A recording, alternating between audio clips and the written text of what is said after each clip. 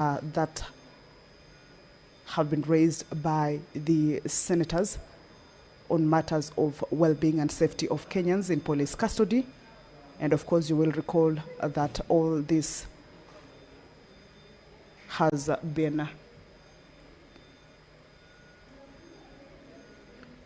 with regards to the circumstances that surround the death of Albert Ojwang on Tuesday, as the members of the Senate responded to statements or a statement by one of their own regarding the situation on the death of Albert Ojwang, vehemently condemned that particular situation or occurrence, indicating that the late Ojwang, much as he had been arrested, would have been taken to the local police station in Homa Bay County, and the proceedings or the matters with regards to any issues concerning his arrest and any accusations or charges that were being leveled against him be handled from the local courts, and were raising concerns on why he had to be transferred all the way to Nairobi, and thereon, or rather thereafter, his untimely demise. So those are concerns that the members of the Senate this morning will be seeking answers to, and not just from the Cabinet Secretary, but also from the Inspector General of Police, Douglas Kanja, who will be accompanying the Cabinet Secretary to help him give responses or explanations to that particular issue, as the members of the Senate will be interrogating the Cabinet Secretary to be able to get answers to the questions or the concerns that members of the public also have.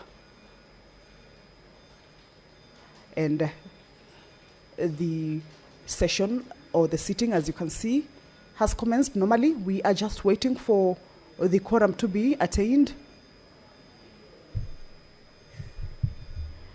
Remember, during the interrogation time inside the Senate chambers, the mess will be lowered, but the Speaker will stick to his position where he normally sits and be able to guide the proceedings. And of course, we expect that the Speaker as well, before the whole session begins, will give a communication to the members of the Senate to be able to make the public understand on the program, or how Order, they honorable allow senators, me to hand it over to kindly the business. take your seats.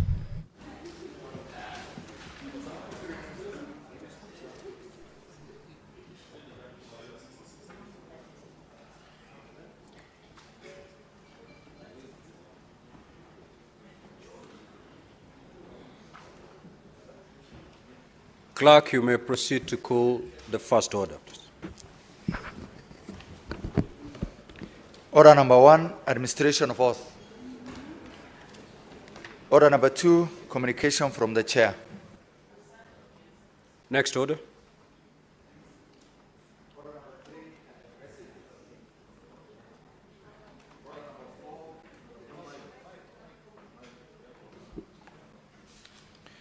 Order number 3, messages. Order number 4, petitions. Order number 5, papers. Order number 6, notices of motion. Order number 7, questions and statements. Next order. Next order. Order number 8, the Business Laws Amendment Bill, Senate Bills number 51 of 2024. Second reading, mover to reply. Majority Leader, being the mover of this business, you may now proceed to reply. Thank you, Mr. Speaker. I want to thank all the colleagues who took time to speak to this very, very fundamental bill with regards to making Kenya a globally competitive business hub. Mr. Speaker, like I mentioned when I was moving this bill, this is perhaps the most bold of reforms that we have seen in creating Kenya into a competitive business environment and making sure that we can compete globally. And I observed, Mr. Speaker, that there is nothing out of the ordinary that we're actually doing as a country. We are doing what others have been able to do and ended up being better than us, even in spaces that we excelled in. There are countries, Mr. Speaker, that came here in the 60s, 70s, in the 80s, copied the things that you are doing, and have now since done them better than us, and have their sectors actually performing better than ours, thanks to perfect implementation of laws as they are. Unfortunately, Mr. Speaker, and I listened to many colleagues when they spoke to this bill, we don't seem to appreciate that the world is evolving and doing so at an extremely fast pace, Mr. Speaker, and therefore presenting us with the need to ensure that as a society, as a country, we do things like they are done in other parts of the world. Mr. Speaker, there seems to be a lack of realization on our part as a country that when those with the means and the ways to move the economies of the world sit down in their offices in the poshy capitals of the world, they don't look at us from an empathy perspective. They look at us in form of numbers. How competitive are we? How easy is it to do business in this country, Mr. Speaker?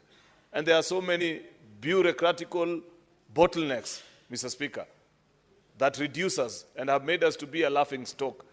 Many people, Mr. Speaker, if you speak to people in the business world, and I have seen, if you recall, Mr. Speaker, last year, I think you led us in Mombasa. We had engagement with KEPSA, Mr. Speaker.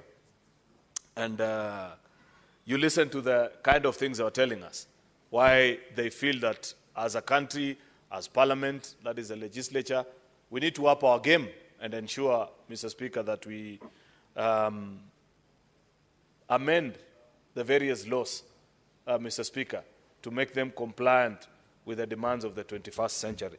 And therefore, I listened to the colleagues that shared their thoughts, with quite a number of them proposing various further amendments, which I want to appreciate. I hope that all the senators that actually spoke and proposed amendment to this bill will ensure that they file them, Mr. Speaker, so that as we move towards voting in the committee of the whole, which probably I suspect should be when we return from the recess, Mr. Speaker, we are actually able to do it, Mr. Speaker. So I appreciate and I want to urge senators, maybe those who may not have had time to contribute to this bill, it's still important that you read it.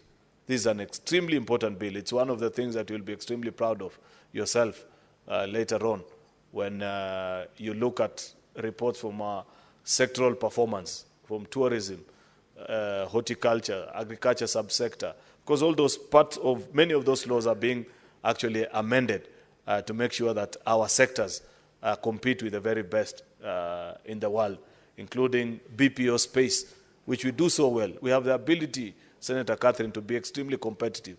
People keep on asking us, with no offense to Indians and Philippines, that we speak better English than them. And they don't understand why our BPO space employs over and above probably 100,000 Kenyans, while in those two countries, they do, at the very minimum, 3 to 4 million people, something that we can compete with. And they have led us into listening and appreciating the things that we need to change.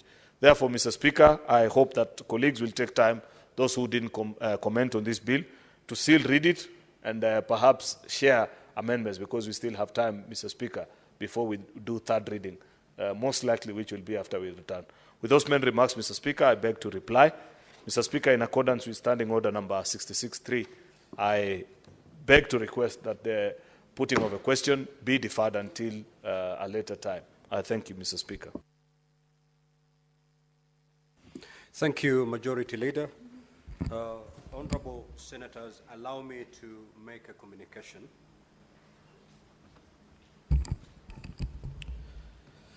Honorable Senators, I have a communication to make regarding the meeting between the Senate and the Cabinet Secretary, Minister of Interior and National Administration, the Honorable Kipchumba Murkomen, EGH, on the circumstances surrounding the death of Mr. Albert Omondi Ojwang at the Central Police Station in Nairobi City County. Now, Honorable Senators, as you may recall, during the sitting of the Senate held yesterday, Tuesday, the 10th of June, 2025, the Senator from Migori County, Senator Eddie Okech, sought a statement pursuant to Standing Order 53-1 from the Standing Committee on National Security, Defense and Foreign Relations regarding the unfortunate death of Mr. Albert Omondi Ojwang while in custody at the Central Police Station in Nairobi. Pursuant to Standing Order 53-3, I allowed senators to make comments on the statement sought by Senator Eddie Okech. All senators who spoke on this matter expressed grave concern over the inhumane treatment and resultant death of Mr. Albert Ojwang while at the police station. The senators demanded for urgent action from the relevant government agencies, particularly the Cabinet Secretary, Minister of Interior and National Administration, the Inspector General of Police, and the Independent Policing Oversight Authority. Subsequently, following the comments by honorable senators on the statement, and in view of the urgent nature of the matter, which is of a nationwide concern, considering the expression of grief by the public, I directed that the Cabinet Secretary, Minister of Interior and National Administration appears before the Senate, accompanied by the Inspector General of Police, the Chairperson of the Independent Policing Oversight Authority, and the Chairperson of the National Police Service Commission to respond to the concerns from senators for and on behalf of the people they represent. The matter at hand relates to the safety and well-being of persons in custody at police stations across the country, and in particular the circumstances surrounding the unwarranted treatment and grotesque death of Mr. Ojwang. Honorable Senators, as you may be aware, Wednesday mornings are reserved for questions to Cabinet Secretaries. However, special arrangements must be made for the Senate to engage with the Cabinet Secretary and his team on this particular issue. Consequently, I will very shortly allow the Senate Majority Leader to move a motion for the temporary suspension of this sitting pursuant to Standing Order 38. The period of suspension of the sitting shall not exceed 2 hours. This time will be used for the Senate to engage with the Cabinet Secretary and his team, after which normal business, as scheduled in the order paper, will resume, beginning with questions scheduled for reply by the Cabinet Secretary. You will acknowledge that this is indeed an unprecedented occurrence in the Senate. It is, however, necessary that this route is taken to allow for the necessary flexibility to get a report on the concrete action being undertaken by the Cabinet Secretary and his team for the senators to effectively interrogate the matter. During the session with the Cabinet Secretary and his team, the proceedings will be open. Media access will be granted, and so is the live broadcasting of the session. Accordingly, the Hansard editor is directed to prepare a special report thereon. So, Majority Leader, you may now proceed to move the motion. Mr. Speaker, I rise to move the following motion, which is a temporary suspension of a sitting pursuant to Standing Order number 38. That pursuant to Standing Order number 38-1, the Senate do suspend its proceedings for not more than 2 hours in order to allow senators to efficiently interrogate the Cabinet Secretary for Interior and National Administration, the Inspector General of Police, the chairpersons of the Independent Police Oversight Authority, IPOA, and of the National Police Service Commission regarding the safety and the well-being of arrested persons in police custody, and in particular the circumstances surrounding the death of Albert Ojwang. Yesterday afternoon, Mr. Speaker, we made a resolution as a House, and I must really appreciate you, Mr. Speaker, for accommodating the views of senators when we say that we must not only appear to be doing something, but we actually must do something. Honorable colleagues, the country looks up to us, at such a time as this, where a 31-year-old young father was picked up by people known to be law enforcement officers and subsequently booked into a police station, and then the report gets hazy after that. The next thing we know, the young man is lying at a morgue. Mr. Speaker, if there was ever a time that we needed to rise to the occasion as a House and ensure that we do justice for the people that we represent in this House, this is such the time, Mr. Speaker. And therefore, we have made this request that you allow us, Mr. Speaker, to break from the normal session where we will ask the Cabinet Minister seated there to just respond to us. But because there are other people that we want to hear from, Mr. Speaker, particularly the chairperson of IPOA, Mr. Speaker, because there have been one too many deaths of civilians in the hands of police officers, Mr. Speaker. And those circumstances have been documented here. Members have raised statements with many such instances, Mr. Speaker. And we want to hear from them the report, how many people have so far been charged, why does investigation take so long, Mr. Speaker, what are the challenges, is there anything that as a House, Mr. Speaker, because we are a law-making entity, is it for want of sufficient laws, Mr. Speaker, that those who misuse their firearms, Mr. Speaker, are not charged? We'd wish to understand that from the gentleman who is appearing before us on behalf of IPOA. We have the Police Service Commission chairperson. This is an entity created by statute, Mr. Speaker, to handle issues of discipline, promotion, and whatnot, Mr. Speaker, in the police service. And there are many questions that arise, in particular on the conduct of police officers, Mr. Speaker. And it will be important that the Senate, on behalf of the country, is made aware of how many such incidents have been reported and what are they as a police service doing about it. There are many things that this House has raised in the past, Mr. Speaker, on the conduct of police, which this morning we finally have the opportunity to listen to. But more particularly, Mr. Speaker, is this death that has struck the conscience of the nation and brought everybody, all out, any Kenyan of goodwill, to want to know what really happened. And you know, Mr. Speaker, like I observed just as a last comment, because I don't want to take time, want to listen to the people that are appearing before us, Mr. Speaker, we were reminded yesterday that when we had the unfortunate demise of one of our colleagues, there was such serious attention to that particular matter that almost on an hourly basis, we were being briefed as a country of what happened. The motorbike that followed him, the vehicle registration, the occupants, their details. It didn't take more than 24 hours, Mr. Speaker. As it is today, there's very little that we know.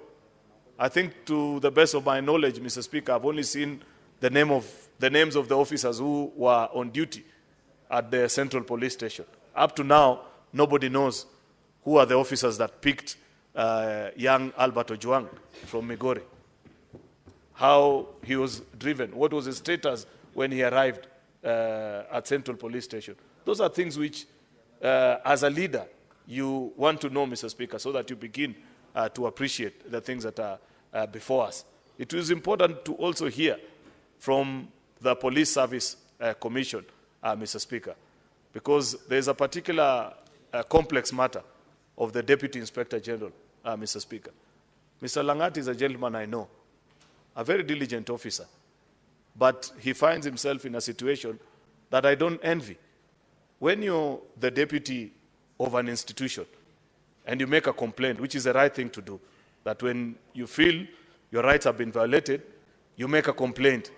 But unfortunately, the situation gets complicated by the fact that officers who report to him went and picked this particular young man, and that particular young man died under very mysterious circumstances. Mr. Speaker, it would have been neater if it was up to me to advise Mr. Langat that nobody has said that you're guilty, but for the country to appreciate, and for myself, even as your friend, to appreciate and be clear of my conscience that what really happened, that you step aside until investigations are concluded, Mr. Speaker, so that we appreciate and we know what really happened. Otherwise, as it is, no person of good conscience, even if you are to remain and stand firm and the things that are being said about it, absolving you, but that is just, it's not in my place. It's the chairperson of the Police Service Commission to tell us how such matters are to be handled, Mr. Speaker. If it was a separate institution that was handling, then by very well reporting and making reports, Mr. Speaker, about what happened, people will have appreciated that he did the right thing. I don't want to indulge, Mr. Speaker, into the pros and the cons of what is before us, Mr. Speaker. What is important is senators to take this time to appreciate what is before us, a very solemn moment for the country and for the country to watch and listen and get to learn. With those very many remarks, Mr. Speaker, I beg to move this motion and request the Senator for KISII, the Deputy Leader of Minority, to second, Mr. Speaker.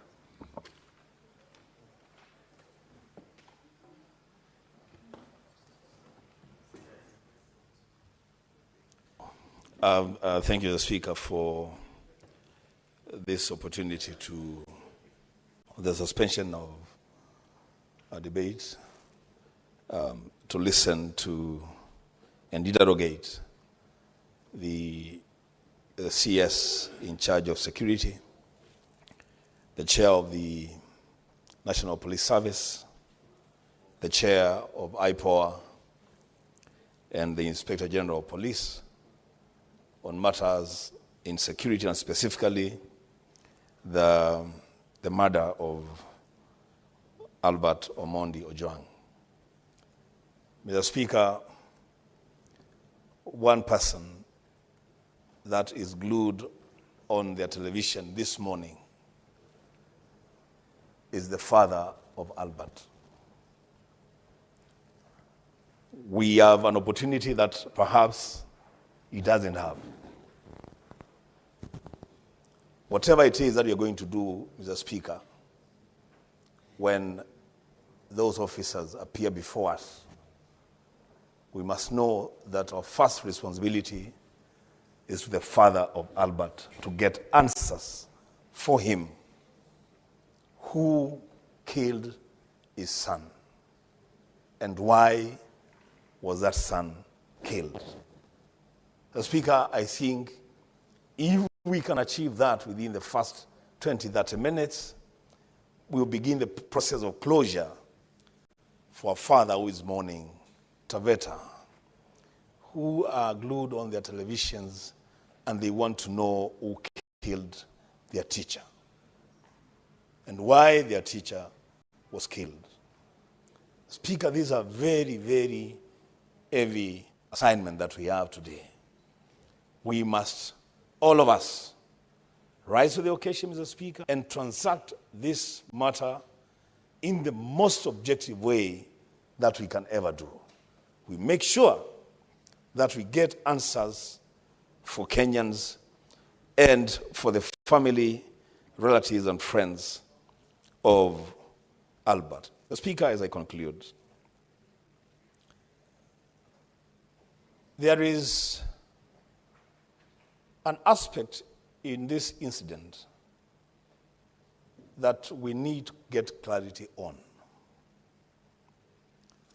Those of us who have interacted with the National Police Service, we know, Mr. Speaker, that there is always this operational tiff between CID officers and the regular police officers. You know, the CID officers don't have cells of their own. So they arrest whoever they arrest, and they book them in cells in police stations. The Speaker, the officers that arrested Albert, were they from the regular police or were they from the CID department? Where they arrested him was Nairobi Central Police Station, almost dead. Mr. Speaker, these are important questions for us to ask so that we direct and assign responsibility where it belongs. I associate myself fully with the comments of the majority leader in relation to the DIG, Mr. Lagat, who is also known to me. The Speaker, perhaps what he did in reporting harassment, perhaps the reporting was the right thing to do. It is the right thing to do. To report that I feel harassed, somebody is really attacking me. That's the right thing to do. But what followed after that, Mr. Speaker? And for purposes of closure, for purposes of bringing calm in the country, perhaps what the DIG should have done by now is to say, I acted in good faith, and as a demonstration of that good faith and continuation of that good faith, I'm leaving office. Let investigations continue. If I'm found culpable, I should be taken to court. If I am exonerated, I go back to service because I did the right thing. That is how you bring closure to a matter like this. The Speaker, my whip is telling me we need to start, and I agree with him. With those many remarks, the Speaker, I second.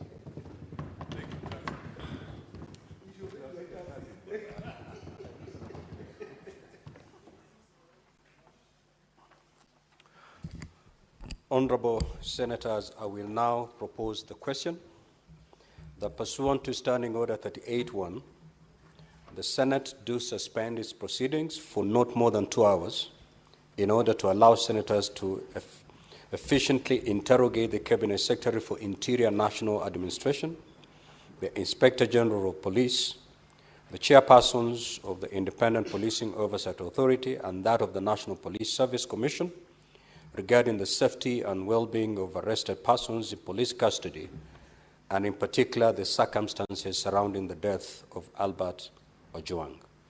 Now, Honorable Senators, this is a procedural motion. We need not debate on it. With your concurrence, I may proceed to put the question. Thank you. I will therefore proceed to put the question.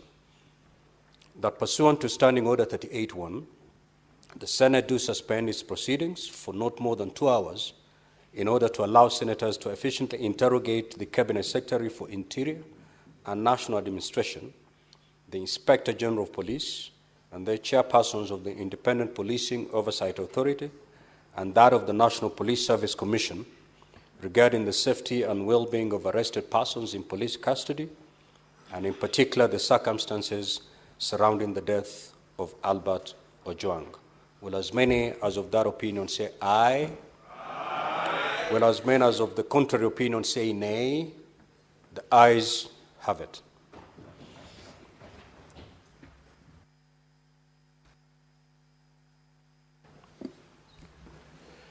Now, Clerk, you, as the Sergeant at Arms, Lord the Mess, kindly usher in the CS and his team.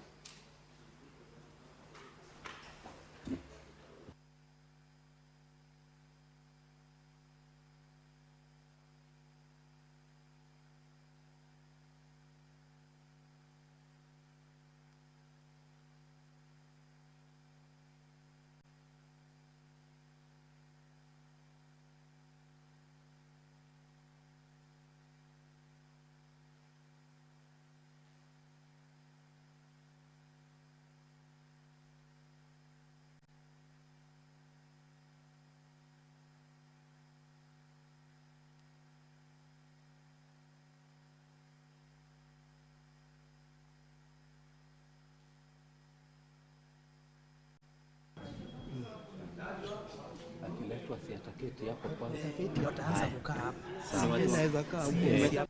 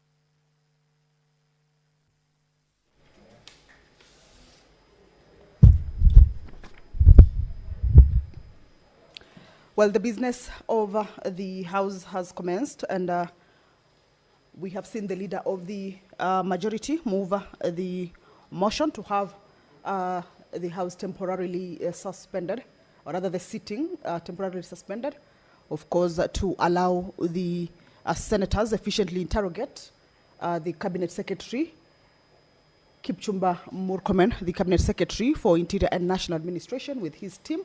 Right now, what we are waiting for is for them to be ushered in. We have seen the Sergeant at Arms setting up the stand that is right at the entrance of the Senate chambers. That is where the team or the security personnel that will be appearing before the Senate this morning will be taking their positions. The communication from the Speaker indicated that this will be a live broadcast. Of course, the media is also allowed in to be able to follow up on the proceedings. That is the Cabinet Secretary taking his position, the IG, and once the Cabinet Secretary and his team have taken their positions, then the proceedings will continue. We have seen the mess being covered.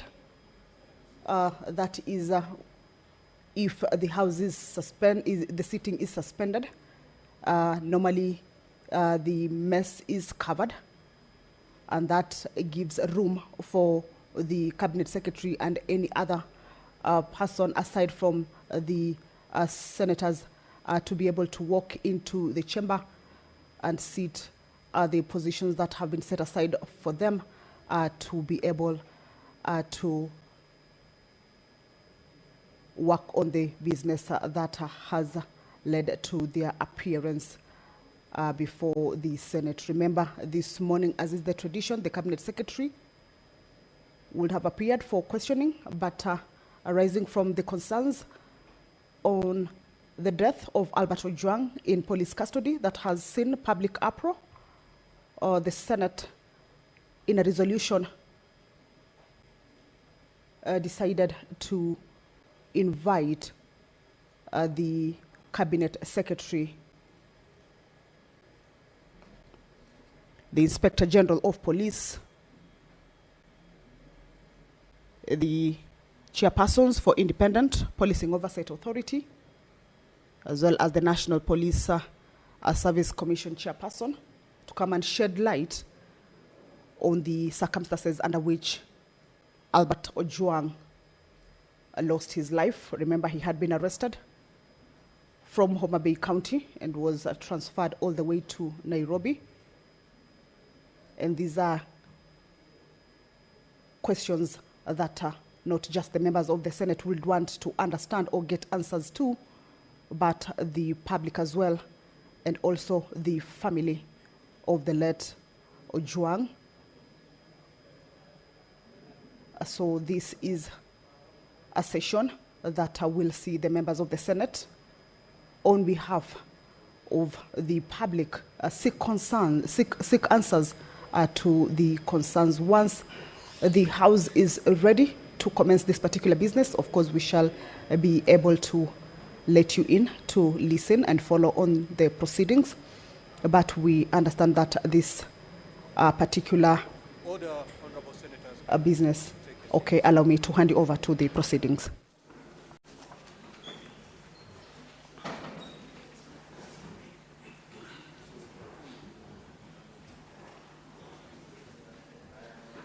Interior and his team. Speaker, we do. Let me take this opportunity to welcome the CS, Interior and National Administration, and your team to the Senate.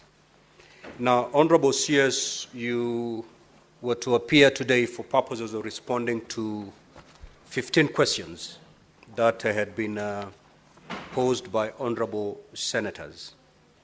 However, this morning we've had to suspend the sittings of the Senate to address a matter that is extremely urgent and is of a nationwide concern. That is the matter touching on the death of one Mr. Albert Omondi Ojwang. And therefore, we have suspended the sitting of the Senate for not more than 2 hours so that we interrogate this particular matter. Thereafter, we will resume the normal flow of the order paper of the day by allowing you to respond to the questions that are scheduled for you to respond today. Once the 2 hours are done on interrogating this particular matter, you will be requested to move to the other side of the chamber where ordinarily CSs respond to questions in the Senate. So yesterday I did direct that the CS appears with the Inspector General, with the chairperson of the National Police Service Commission, and also the chairperson of the Independent Policing Oversight Authority.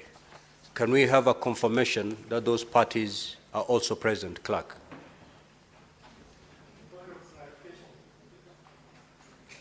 I've just asked something. Let the clerk answer the question, then I will give you an opportunity. Yes, Mr. Speaker, I confirm they are present in the House. Thank you. Yes, Honorable Boni. Mr. Speaker, I want to thank you for this unprecedented decision. But, Mr. Speaker, we don't want to do anything this morning in vain, because Parliament does not speak in vain.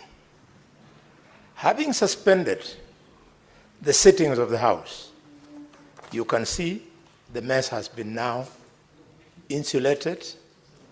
It has got legal implications. It means, therefore, Mr. Speaker, technically, whatever we shall transact during these 2 hours will not count.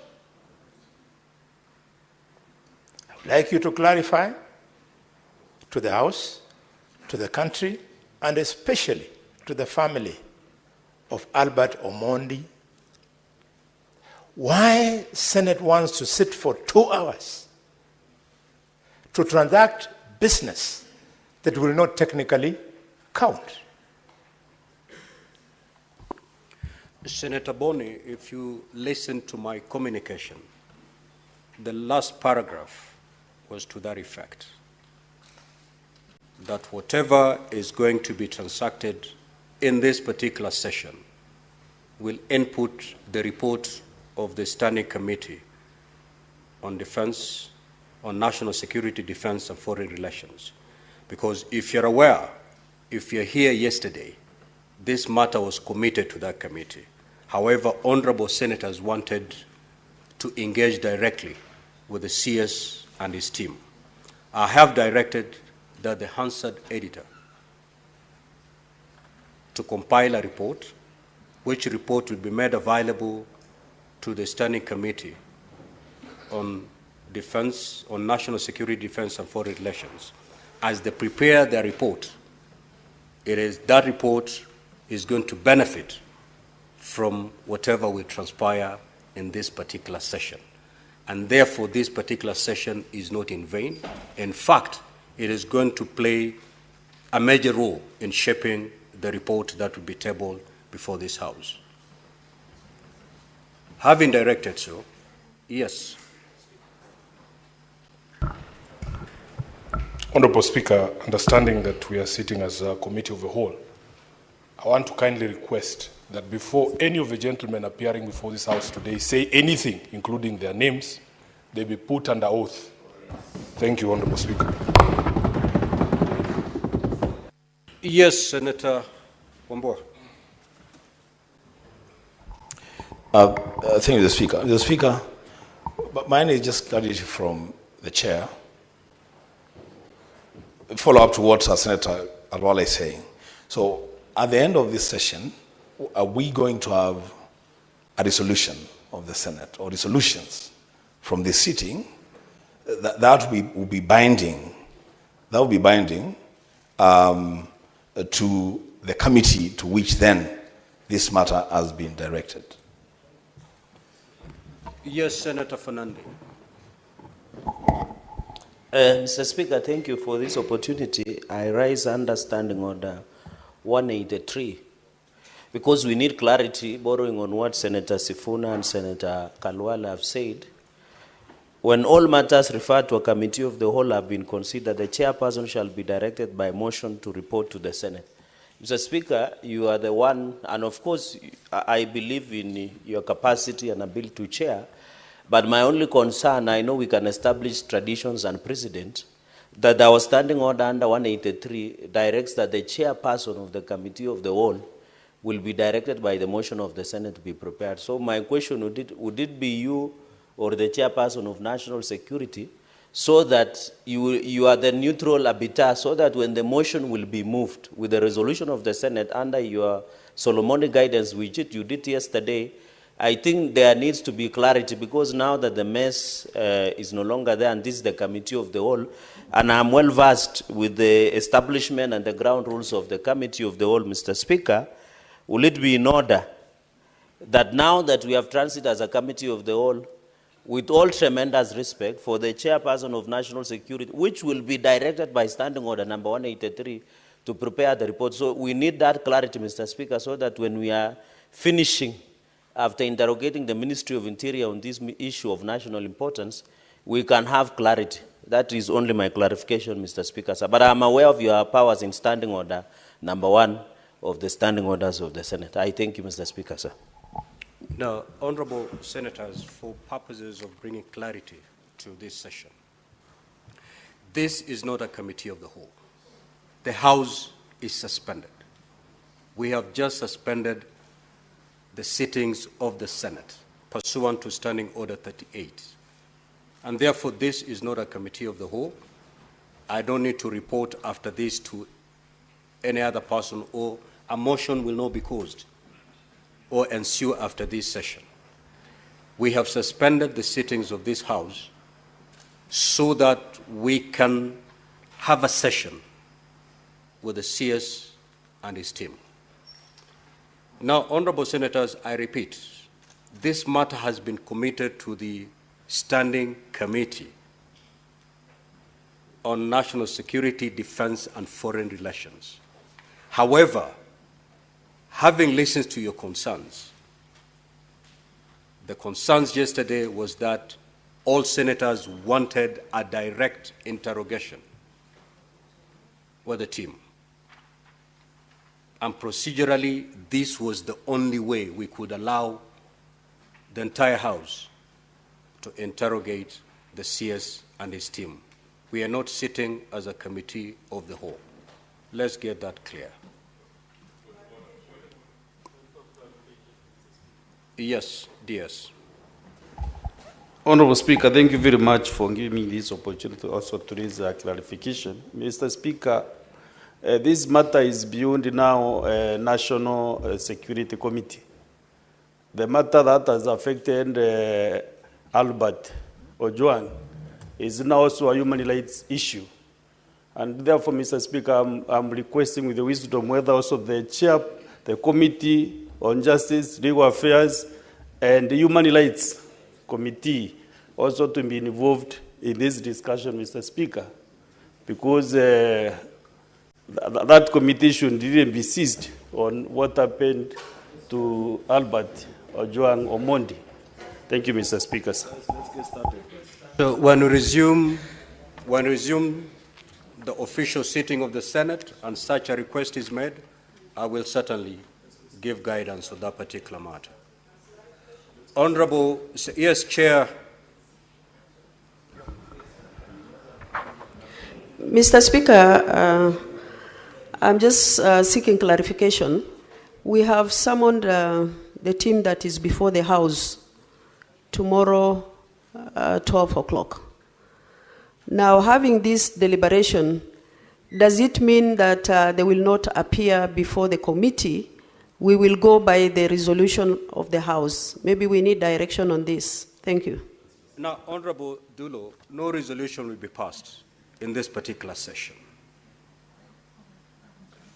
And whatever is going to happen in this session will only serve to input whatever the committee will be doing. So the committee should go and proceed with its sittings uninterrupted, but is going to benefit from the interaction that we're going to have in this session.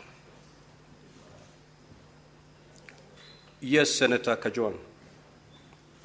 Mr. Speaker, as a senator of Homa Bay, where the gentleman who was killed by the police comes from, I'm concerned if you are going to prosecute this like a Kamkunji. Mr. Speaker, please give us the assurance that we shall go pursuant to Article 125 of the Constitution and examine the witnesses on oath.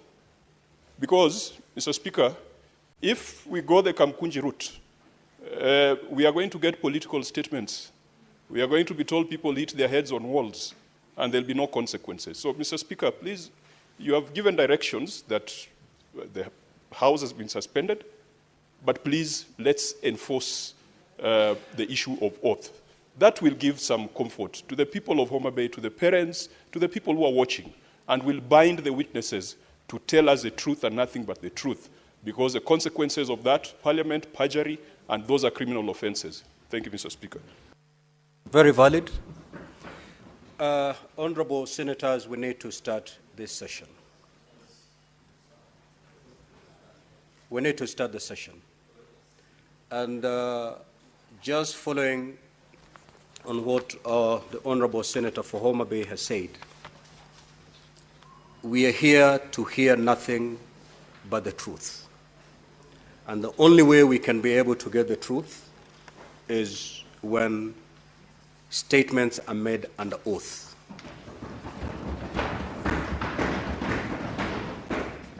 And therefore, Clerk,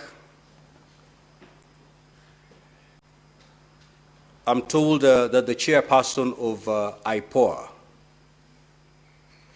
is not in, but the deputy is present. Is that the position?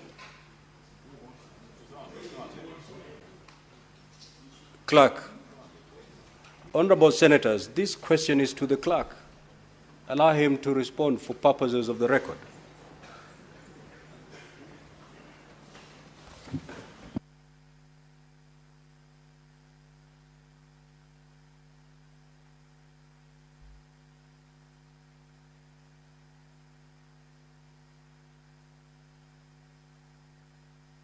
I'm informed that the chairman IPOA did write a letter indicating that he will not be in a position to be with us today, but he has sent his deputy in his stead.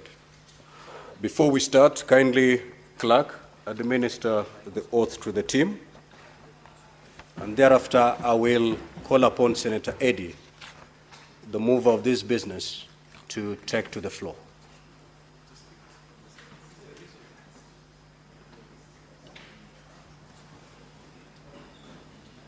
No.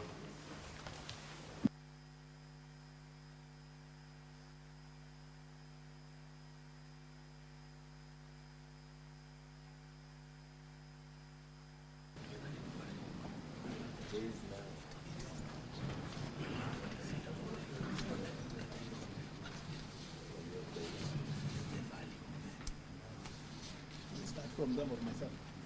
Start from me or them? The Speaker will advise. Okay. Yeah. Clerk, kindly proceed to administer the oath. We will start, of course, with the CS, who is the head of the team. Yes. Will you take an oath or affirmation? An oath. So you read this text and put your name, your right hand will hold the Bible, and you put your hand on this one constitution over here. Which one? This okay. One. Yeah. I, Onesimus Kipchumba Murkomen, do solemnly swear that the evidence that I shall give before the Senate in respect of the matters before the Senate, this committee shall be the truth, the whole truth, and nothing but the truth. So help me God.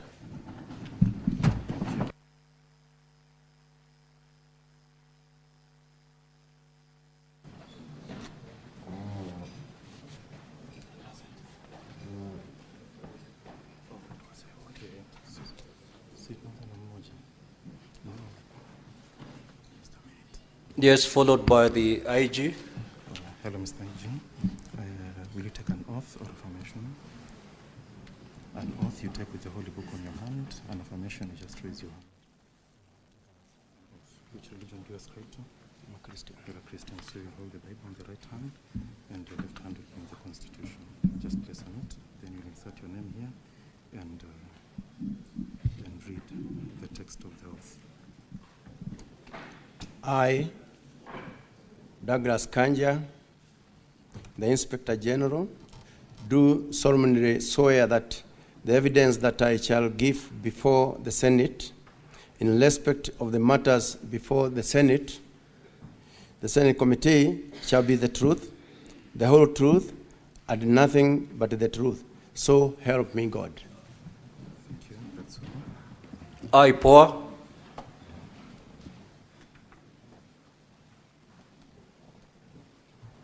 Good morning.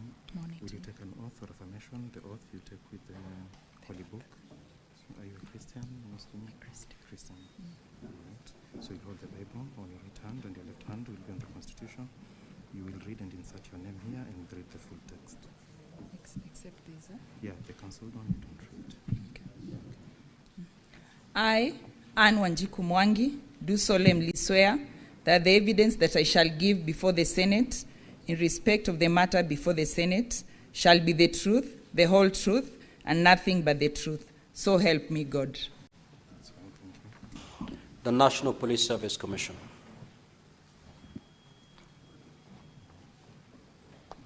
Good morning. Good morning. Will you take an oath or affirmation? The oath you take with the Holy Book? Yes. Will you take an oath? Okay, so you place your left hand here. Are you, which religion do you ascribe to? Christian. Christian. So raise the Bible on your right hand. Then you read the Constitution. Then you read this text, insert your name here. I, Edwin Kiprono Cheluket, Vice Chairperson, National Police Service Commission, do solemnly swear that the evidence I shall give before the Senate in respect of the matters before the Senate shall be the truth, the whole truth, and nothing but the truth. So help me God. Thank you. That's all. The DCI.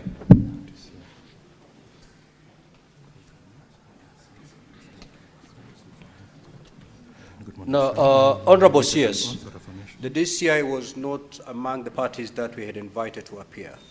In the event that he's going to give any information to the Senate, we will allow him to take the oath. Proceed, DCI. Yeah, good morning. So will you take an oath or affirmation? An oath, please. An oath. So you hold the Holy Book on the hand. Yeah. You have the Quran. Okay. Yeah. So you will insert your name here and read the full text. Okay. Raise your and your left hand with the Constitution. Okay. I, Mohammed Amin, the Director of Criminal Investigations, do solemnly swear that the evidence I shall give before the Senate in respect of the matters before the Senate shall be the truth, the whole truth, and nothing but the truth. So help me God. Thank you. That's all. Now, honorable senators, having administered oath to the parties that we've invited, I will now call upon the Senator for Migori County, Senator Eddie Okech, to take to the floor, him being the person or the senator who actually brought this matter before the House. Now, Honorable Eddie, and also to all honorable senators, let us avoid speeches. Straight to the question that you wish to get responses. Let's avoid speeches so that we avoid wasting a lot of time. And honorable CS with your team, if you get an opportunity to respond, please keep it concise straight to the point also, so that we save on time. Honorable Eddie, you may proceed.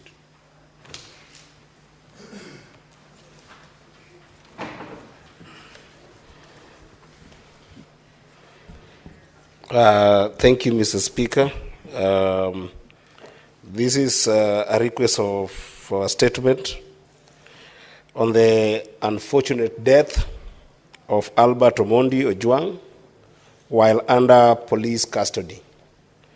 Mr. Speaker, sir, once again, I do rise pursuant to Standing Order number 53-1 to seek a statement from the Committee of National Security, which now has informed this, on a matter of national concern regarding the tragic death of Mr. Albert Omondi Ojwang, who is a resident of both Migori and Homa Bay counties under police custody.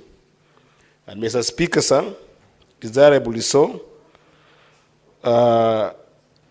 in this statement, Mr. Speaker, I noticed that the death of Mr. Ojwang has caused widespread grief and outrage within the country. And Mr. Speaker, the late Mr. Ojwang sustained fatal head injuries while in police custody at the Central Police Station in Nairobi, following his arrest by police officers in Homa Bay County, raising serious concerns and questions about police brutality, abuse of authority, and the lack of immediate accountability by the responsible officers. Mr. Speaker, therefore, in this committee, the following should be addressed. The circumstances that led to the death of Mr. Albert Omondi Ojwang, including a detailed account of the events surrounding his fatal injury. Secondly, Mr. Speaker, we would wish to know actions taken by the National Police Service and the Independent Police Oversight Authority, IPOA, proceedings.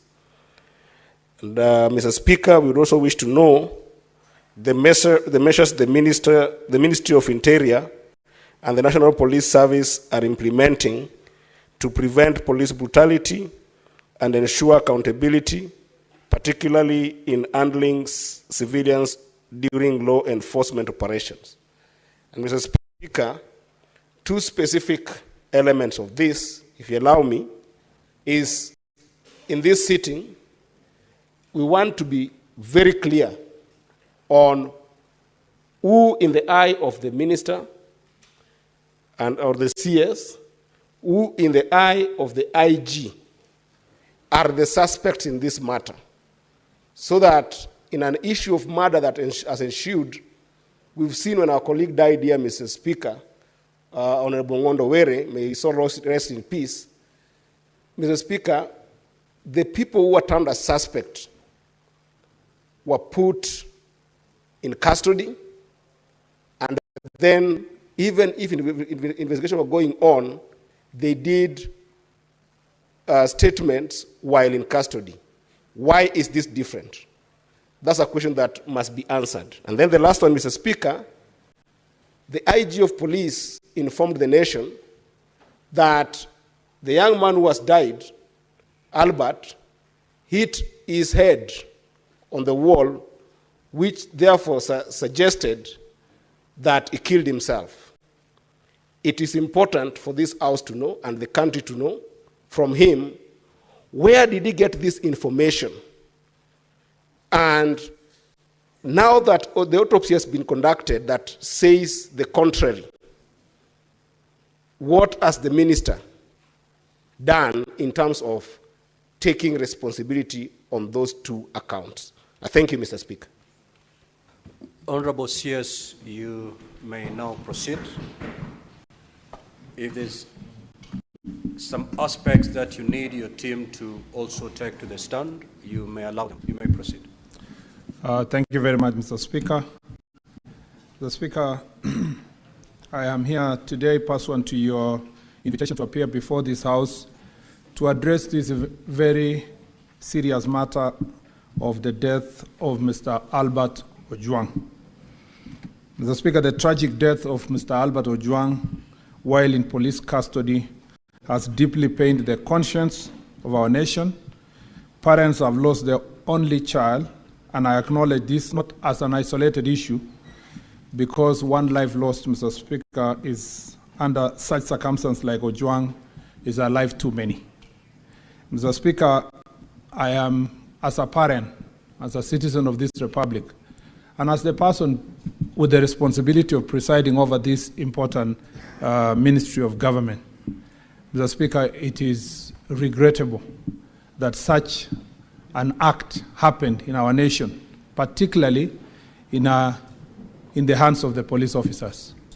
Mr. Speaker, I'd like to send my personal condolences to the family of Mr. Albert Ojwang, to his father, to his mother, to the wife, to the only child, Mr. Speaker, and the entire family, and to promise them that, Mr. Speaker, as a government official, I will cooperate, I will put every effort within my ministry to ensure that justice is served to this family, and, Mr. Speaker, that those who were involved in this action, Mr. Speaker, will be punished severely so that it becomes an example that, Mr. Speaker, such an act should not happen within a police custody. Mr. Speaker, I know this is not an isolated issue. The issue of police brutality has been part of our national discourse for far too long. Mr. Speaker, yesterday there was no mechanism for holding police officers accountable.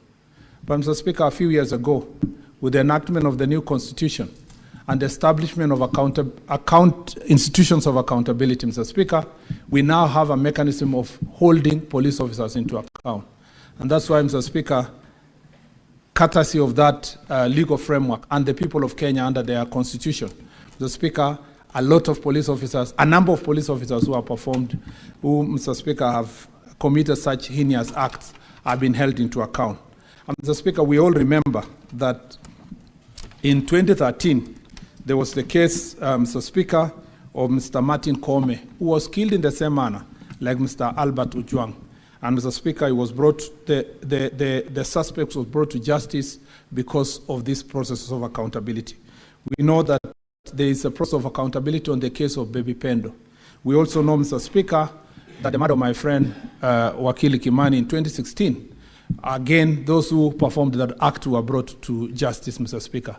I want to promise the family of Mr. Albert Ojwang, the people of Kenya, and this august House, that, Mr. Speaker, every effort will be put, Mr. Speaker, every resource that is required, where the ministries, we will do our best to make sure that, Mr. Speaker, justice is served to this family. Mr. Speaker, I want to bring to the attention of this House of Article 245 of the Constitution. Mr. Speaker, the 245(4) of the Constitution is very clear, Mr. Speaker, that the Cabinet Secretary responsible for police service, which in this situation is myself, Mr. Speaker, may lawfully give direction to the Inspector General with respect to any matter of policy for the National Police Service. Mr. Speaker, as a result of this provision, we have enough legal framework, we have policy framework, Mr. Speaker, that as the police service are under proper guidance, Mr. Speaker, to make sure that this issue of police brutality is dealt with.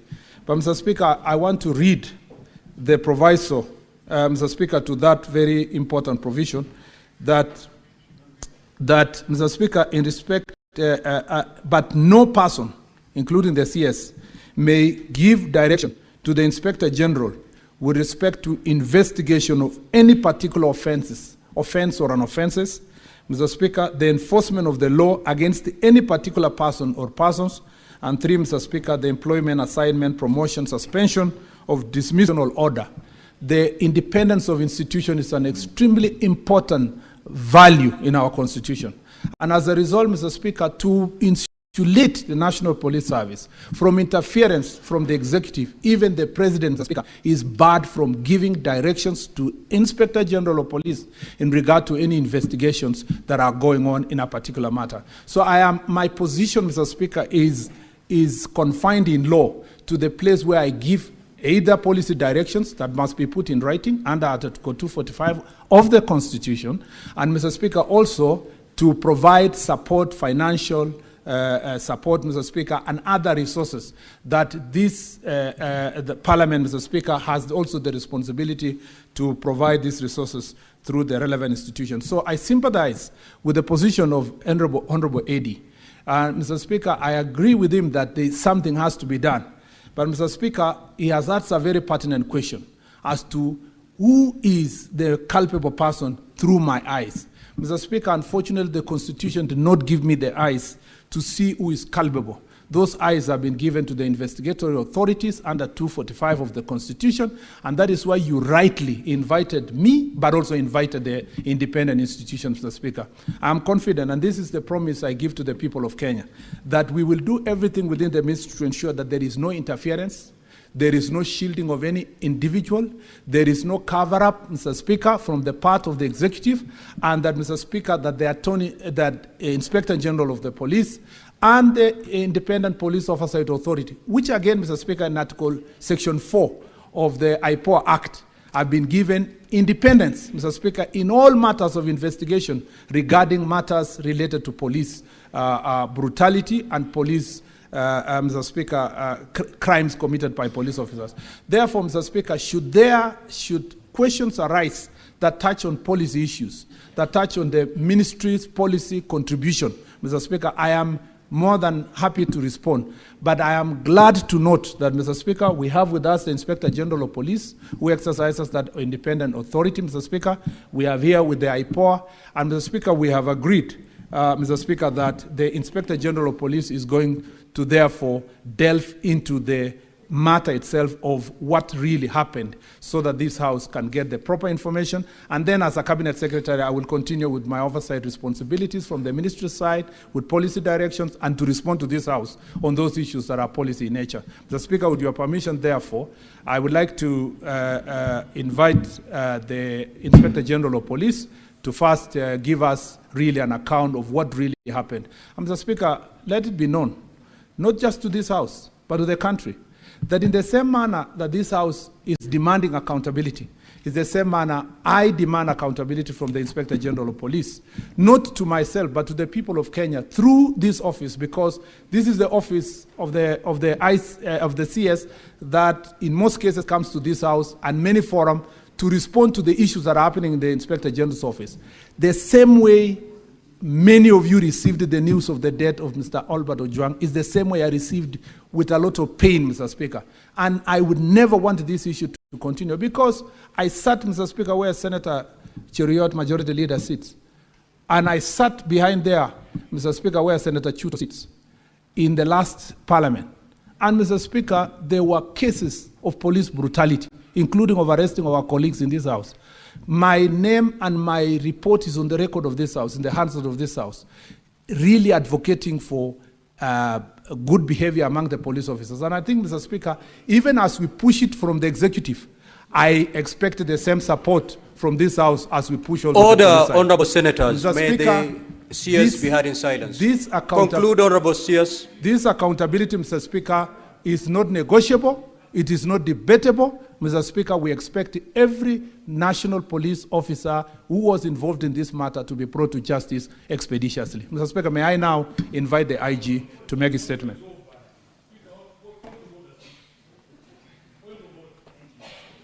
Senators will have an opportunity to speak.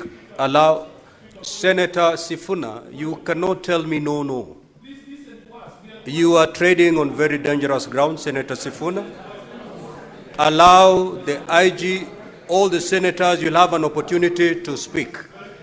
Allow the IG to take to the floor. IG, you may proceed.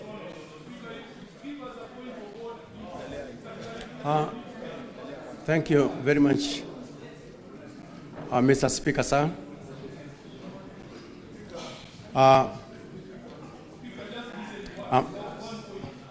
I'm here before this House courtesy of the invite that was done yesterday to address the... Honorable Senators, the minority leader and the majority leader approach the chair. Senator Sifuna, do not approach the chair. Minority leader and the majority leader to approach the chair.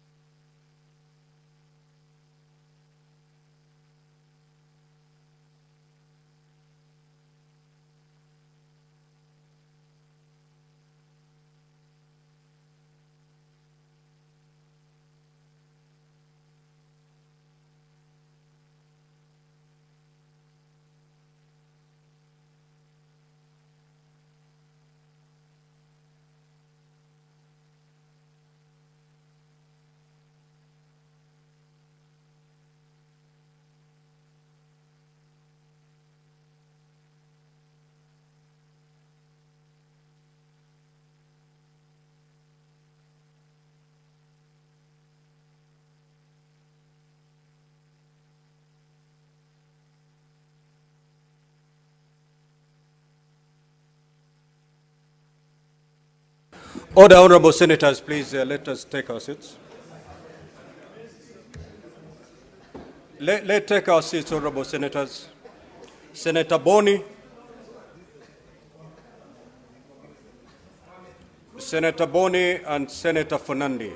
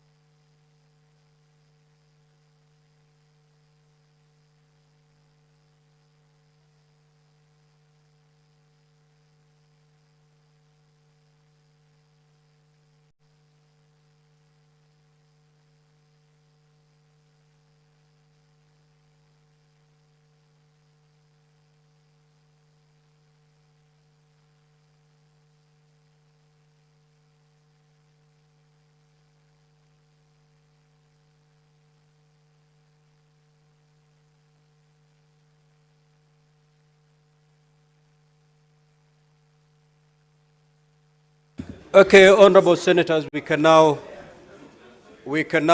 proceed.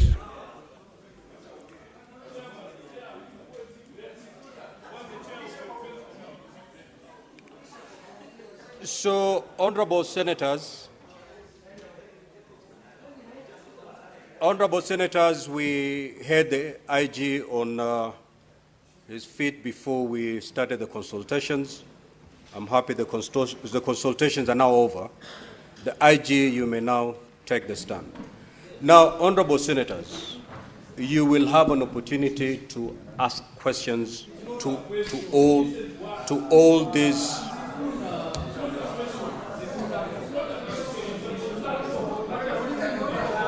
So, IG, you may proceed, please.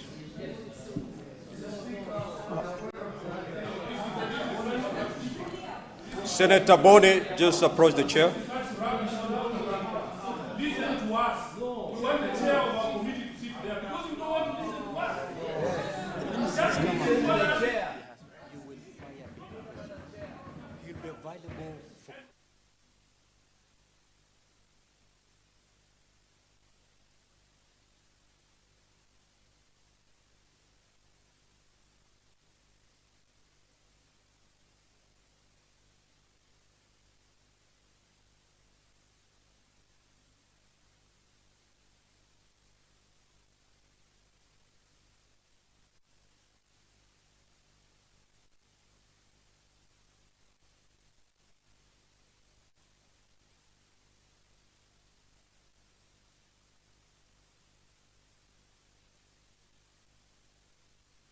Order, order, honorable senators.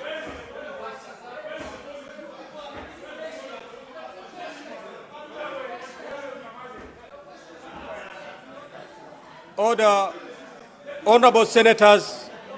Order, honorable senators. Now, honorable senators, this matter has affected everybody. It did not affect just a single senator. It has affected everybody. Everybody is in pain. So let us not try to show the world that it is only an individual in this chamber that is in pain. Honorable senators, the CS has made his opening statement. He'll be open to interrogation by honorable senators. Now, we may elect to pursue this matter in these two options. Having given his statement, his opening statement, we interrogate him and dispense with him. Senator Sifuna. Senator Sifuna.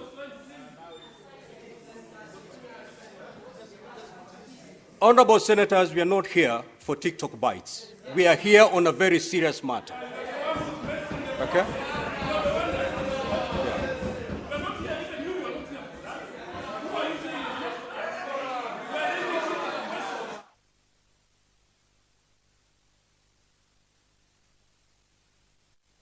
Try to keep your cool.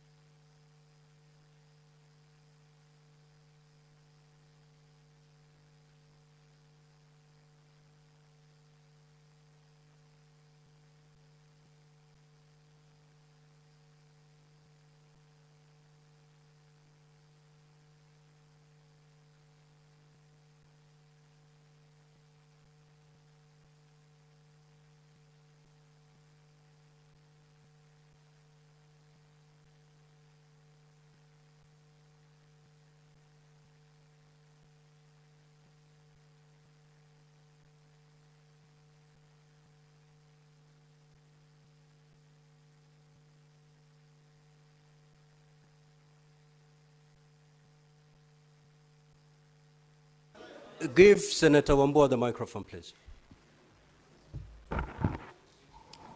Thank you, Mr. Speaker. Mr. Speaker, with the greatest humility to all my colleagues, I plead with us, please, let us do this process with the greatest humility. Let's just do this for Albert and for Kenyans who are watching. Let's just do this. Please, I plead with us. I thank you, Speaker. Now, honorable senators, if you look at the motion that we've just passed, it indicated that we are suspending the sittings for not more than 2 hours. We have already consumed more than 1 hour. It is your motion that you've passed, and therefore whatever is remaining must be transacted within the remaining minutes that we have. We can decide to make full, good utilization of the few minutes remaining, or we can go back to where we've just been a few minutes ago. IG, you may proceed to take the stand.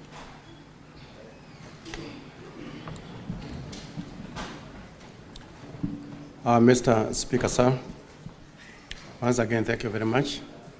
As I said from the beginning, I'm here courtesy of the invite to this House so that I can be able to address on these grave matters that have actually captured the attention of our country.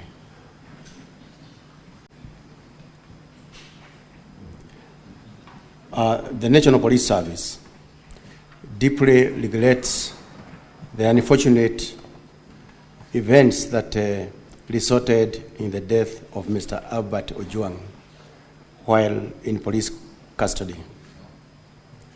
The service extends its sincere condolences to the family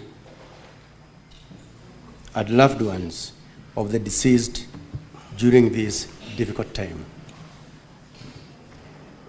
In line with our commitment to accountability and transparency, the service pledges full cooperation and support to the Independent Policing Oversight Authority, IPOA, as they undertake a thorough and independent investigation into the matter.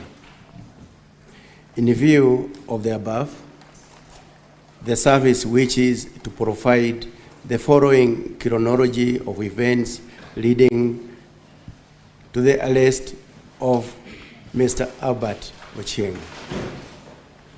The summary of incidents.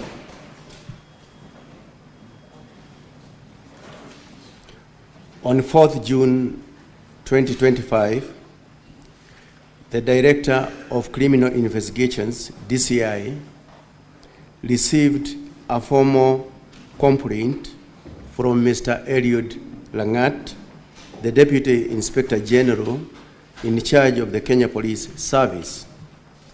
The complaint alleged that false and malicious information had been published against him in the X, that is formerly Twitter, social media platform. The posts claimed he was involved in corruption within the National Police Service. Specifically, the published information alleged that Mr. Eliud Langat had strategically placed his most trusted officers in charge of Directorate of Criminal Investigations, DCI, in DCI desks, occurrence book, that is the OB, desks and traffic chiefs in order to control both revenue streams and intelligence flow. Additionally, another post depicted him alongside Mr. Joseph Chirchir, who is a senior officer stationed in Nairobi Area Command, under the caption, EACC investigating top cop after purchase of $2.6 million home in Dubai, accompanied by the DIG's photograph at the phrase, Eliud Langat Mafia Police. These claims were found to be defamatory and unsubstantiated and of significant public concern, thereby necessitating immediate investigations under the Computer Misuse and Cybercrime Act number 5 of 2018. The Director DCI immediately assigned the case to the cybercrime investigation officers, composed of Corporal Abdurrahman Hussein, Police Constable Dennis Kanyoni, Police Constable Samuel Kamau, and the Police Constable Milton Mwansi. The same day, Mr. Hilary Mutai, Senior Superintendent of Police, who is the officer in charge Serious Crimes Unit, domiciled at the DCI, and the Police Constable Milton Mwansi visited Vigilance House, that is the police headquarters, to record the complainant's statement. To verify the claims, the investigating team wrote a letter to the Ethics and Anti-Corruption Commission, that is the EACC, to confirm whether Mr. Eliud Langat was under any investigation. Similarly, a request was made to the Communications Authority of Kenya, CAK, in writing to provide registrations, details, and preserve posts associated with the X account handle at Pixel Pioneerai, account name Pixel Pioneer. On 4th June 2025, CAK responded confirming that the handle was active and had 13,400 followers. On 5th June 2025, the EACC responded in writing confirming that Mr. Eliud Langat was not under investigation by the Commission.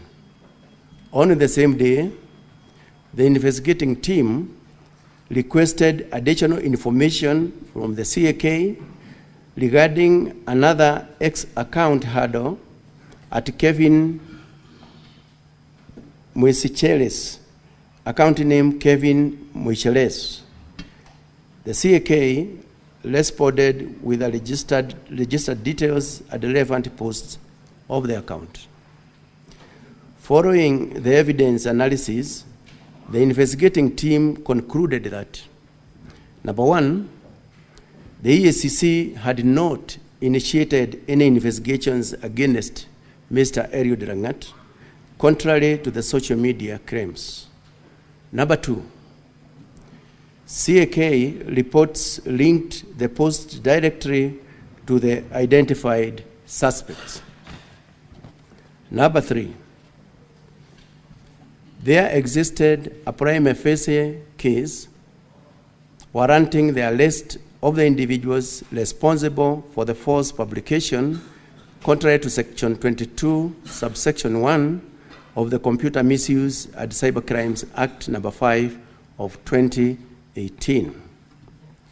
On 5th June 2025, the investigating team traveled to KISII County and reported to Kenyanya Police Station and booked themselves at OB number 23/05/06/2025 at 12:55 hours.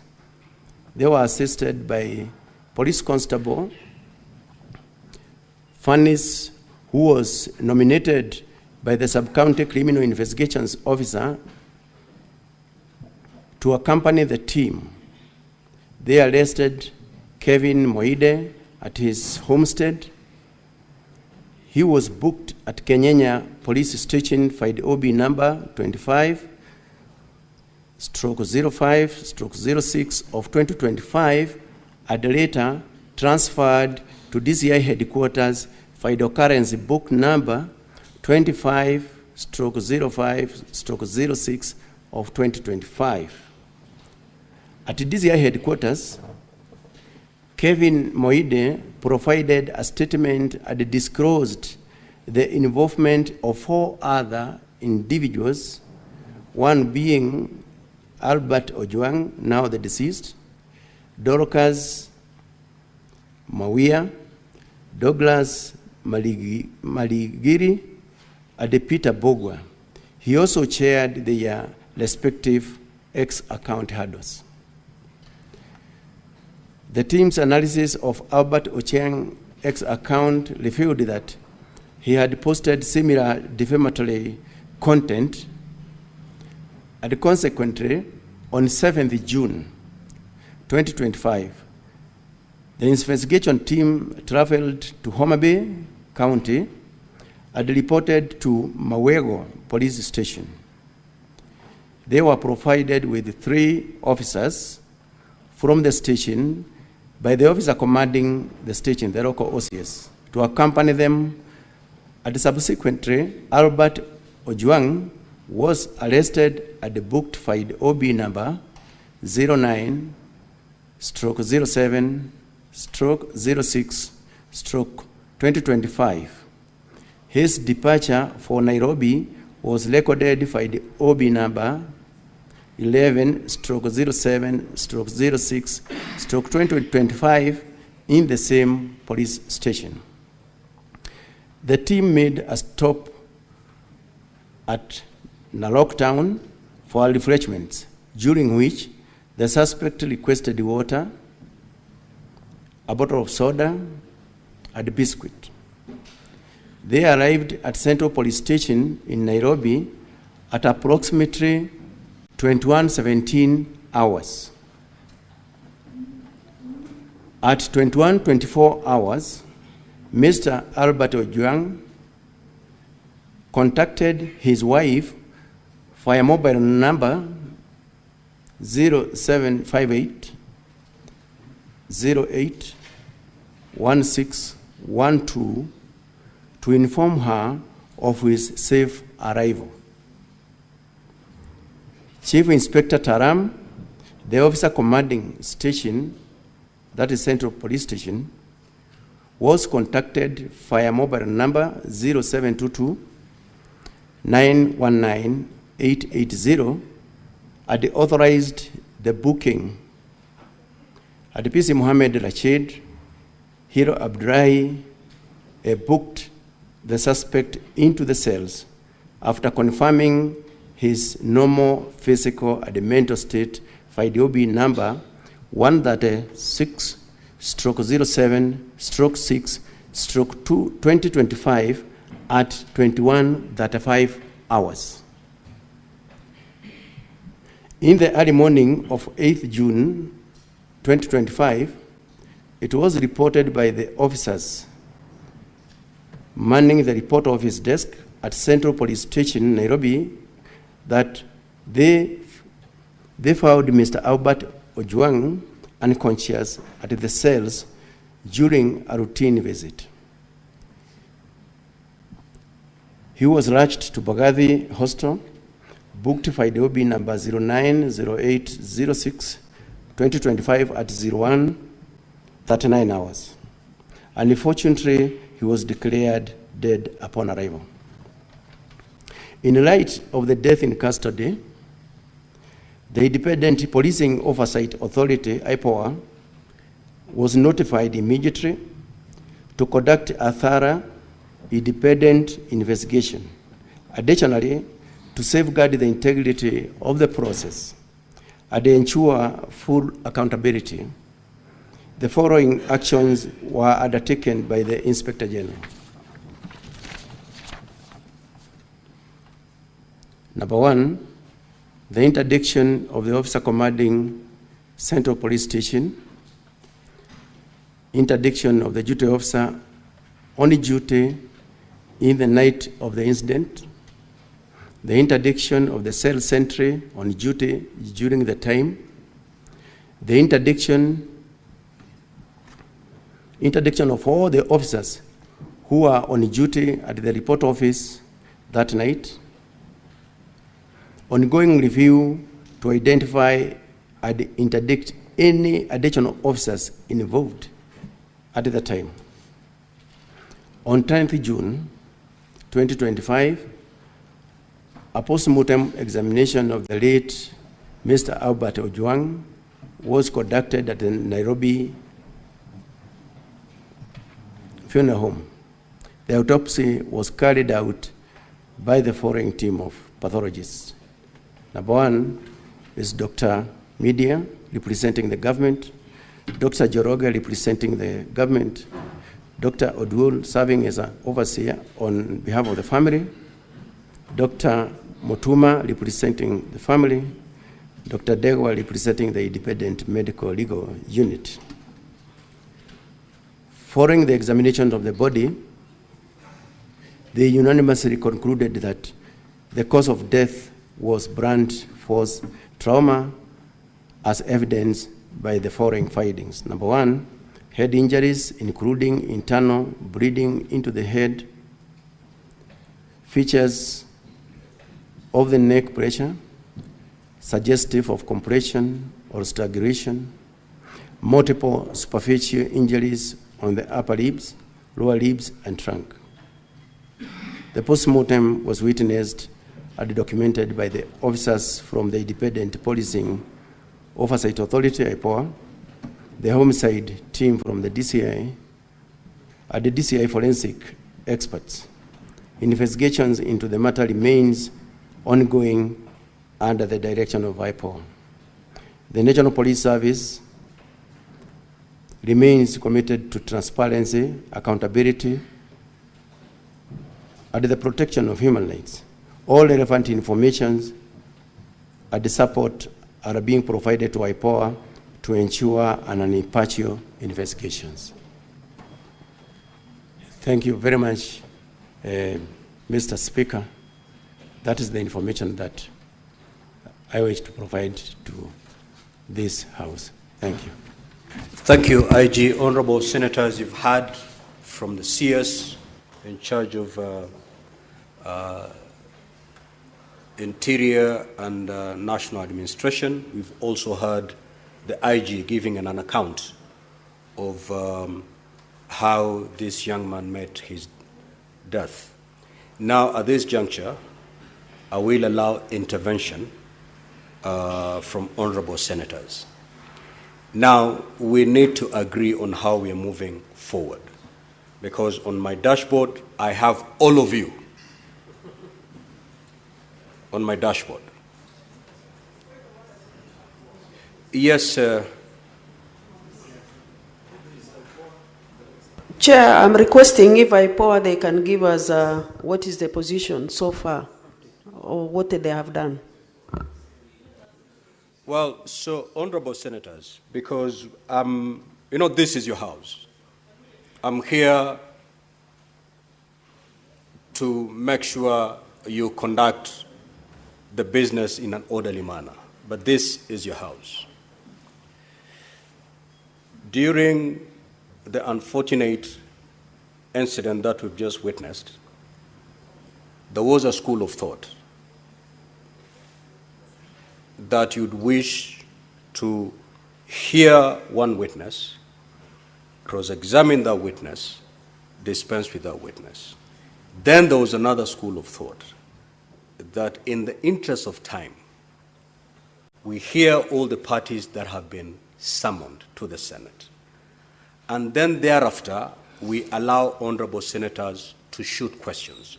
Because I may not have a question to the honorable CS, but my question may be directed to IPOA, for example. So we may agree to hear all the parties that are before us. And then if you take to the floor, you direct the question to the party that you feel your question would adequately be addressed.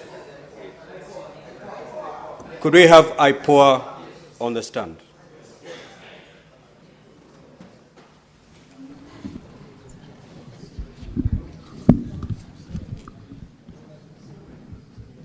Thank you very much, Mr. Speaker. Now, IPOA, just to indicate that keep it brief. Okay.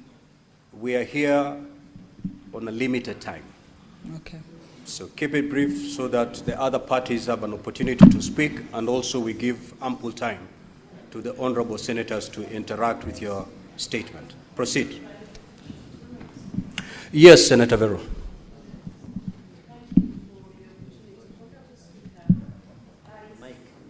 Me the mic. Honorable Speaker, I just need a clarification from you, Chair, whether it's possible to extend by 1 hour because we might not finish within the 30 minutes. Is it possible? Because the questions might not find time.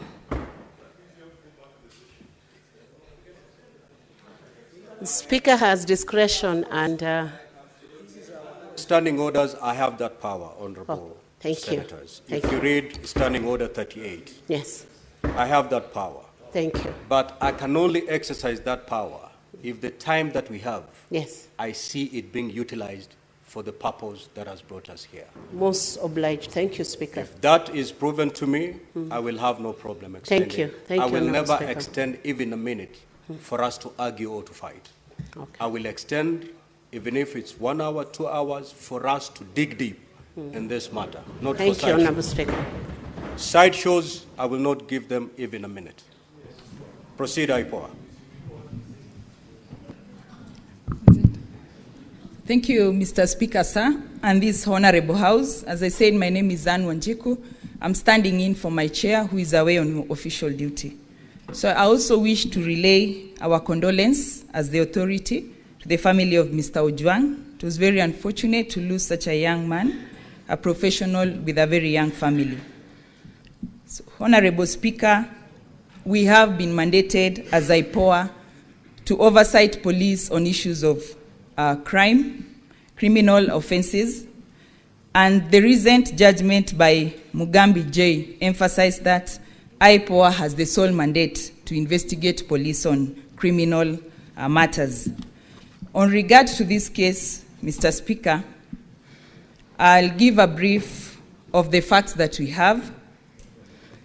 From start, the DCI received a complaint from the DIG, Kenya Police, Mr. Eliud Lagat, through a letter referenced DIG KPS SCC POL Volume 2, 72, dated 4th June, where he alleged that he suffered continuous false and malicious publications on X account, formerly Twitter, with the username Pixel Pioneer, and requested investigations with a view to establish the person and motive behind it.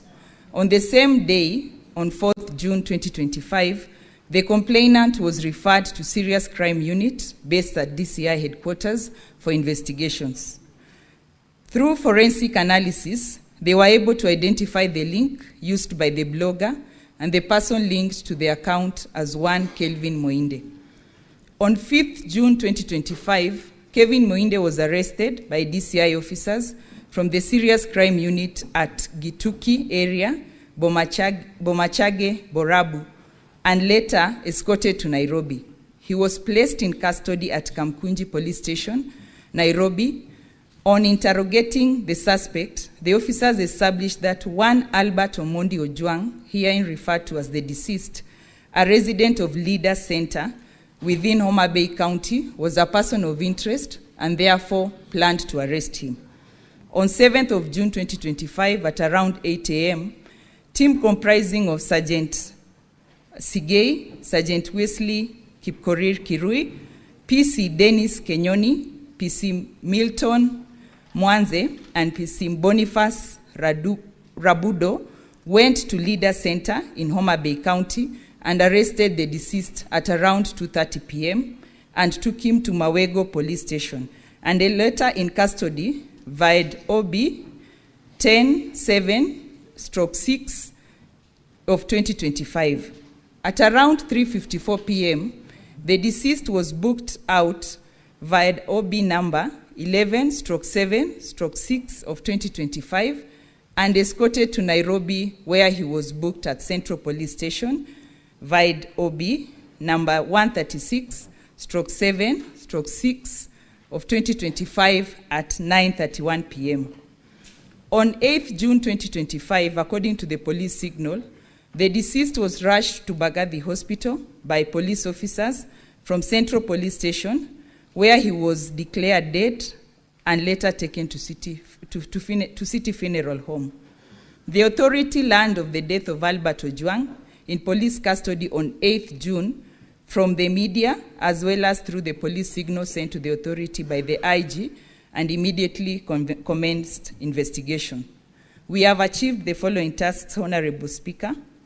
The scene was visited and documented for the purpose of preserving the integrity of the evidence, to establish the sequence of events, and identify any indicators of misconduct. Number 2, blood samples were collected from the scene, and blood spatter analysis was also done by our investigating officers. 3, all relevant police documents were collected from Central Police Station. The CCTV DVR was seized and forwarded for forensic analysis. Statements from all the 5 DCI arresting officers were recorded. A letter addressed to Bagathi Hospital requesting information on whether the deceased was treated at the facility was delivered. A reply is expected by 11th of June, that is today. The family of the deceased was contacted. Potential witnesses were also identified. The occurrence book records were obtained from Mawego Police Station. The post-mortem examination was attended, and a copy of the report was obtained. The samples drawn from the deceased body were secured and are pending onward transmission to the government chemist. The statement of one detainee held at Central Police Station was also recorded. The following are the pending tasks, Mr. Speaker: to forward the collected samples from crime scene for analysis, to forward samples collected from the deceased body for analysis, to record a statement of other potential witnesses and family members, to record the statement of the officers from Central Police Station today, and the statements were to start, the recording was to start at 9 a.m.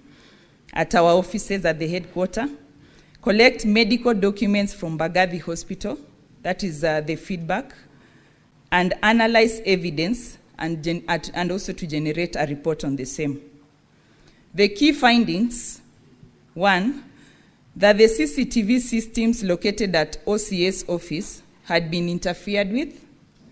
Number 2, that the post-mortem conducted on 10th June 2025 revealed the cause of death as head injury due to blunt force trauma, neck compression, and multiple subcutaneous bruises all over the body. This, Honorable Speaker, the autopsy report and our preliminary investigation rule out the theory of suicide. Thank you, Honorable Speaker.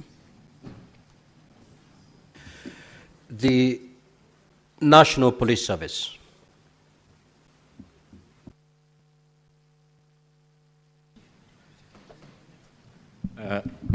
Thank you very much, Mr. Speaker. This is the National Police Service Commission. As you are aware, Mr. Speaker, we don't have full commission right now, and I'm standing in as the vice chair, awaiting the appointment of the rest of the commissioners to join the commission. Speaker, I don't think at this moment I'll have much to say, but first to pass condolences to the family and the entire country for the unfortunate event.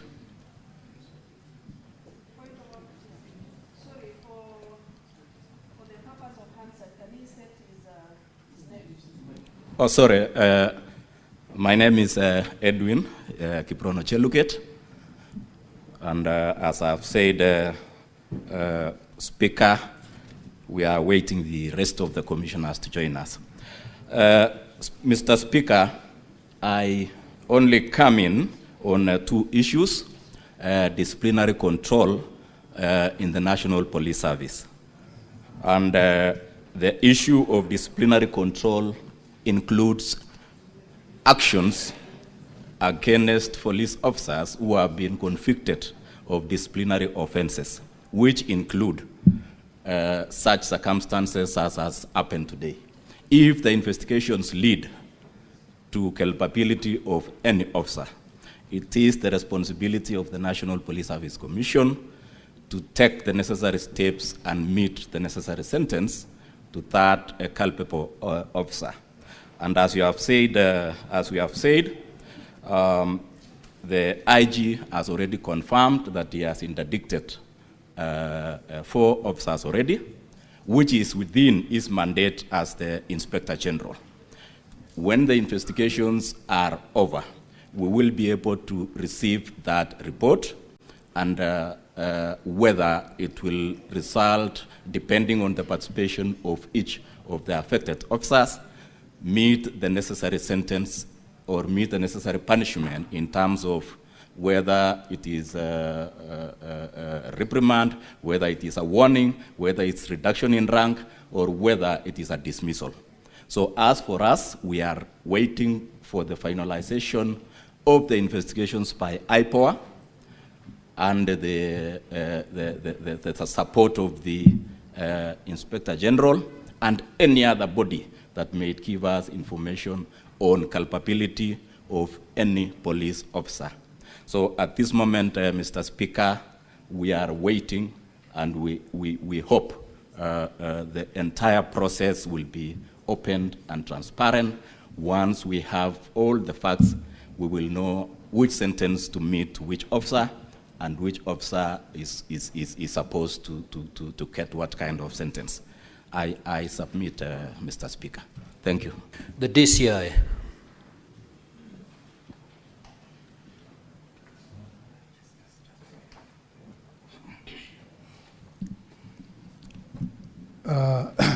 Thank you, Honorable Speaker. Mine is to join my colleagues first in really expressing my sincere condolence to the family, the relatives and friends of the deceased, the late Albert Ojwang. It was indeed a very, very unfortunate incident. Otherwise, Honorable Speaker, mine is to associate. State your full names and then you proceed. Honorable Speaker, my name is Mr. Mohammed Amin, the Directorate of Criminal Investigations. And I would like at this juncture, Honorable Speaker, to associate myself fully with the submissions made by the Inspector General before this August House. And again, reiterate the fact that as a Directorate, we are ready and willing to assist the Internal Policy and Oversight Authority in terms of the investigations in whatever way we are requested. Thank you, Honorable Speaker. Now, Honorable Senators, those are the parties that we had invited for purposes of interacting with them on this matter of the death of the young man. I will now, this is how we're going to move, Honorable Senators. If you take to the floor, you will state to which party you're directing your question to. Then that party will write down your name and the question. After we are done, I will call upon the CS. He'll pick whatever has been directed towards him and respond to it. And thereafter, we will move to the rest of the parties. Senator Eddie Okech.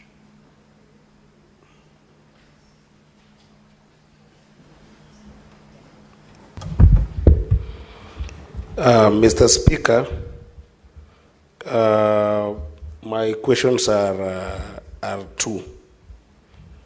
And actually, Mr. Speaker, if you read my first question in this statement, it was very clear. And I'll repeat it for the purposes of the IG. Now that the CS has said that he has no eyes and he has no ears. The question was the circumstances that led to the death of Mr. Albert Omondi Ojwang, including a detailed account of events surrounding his fatal injury.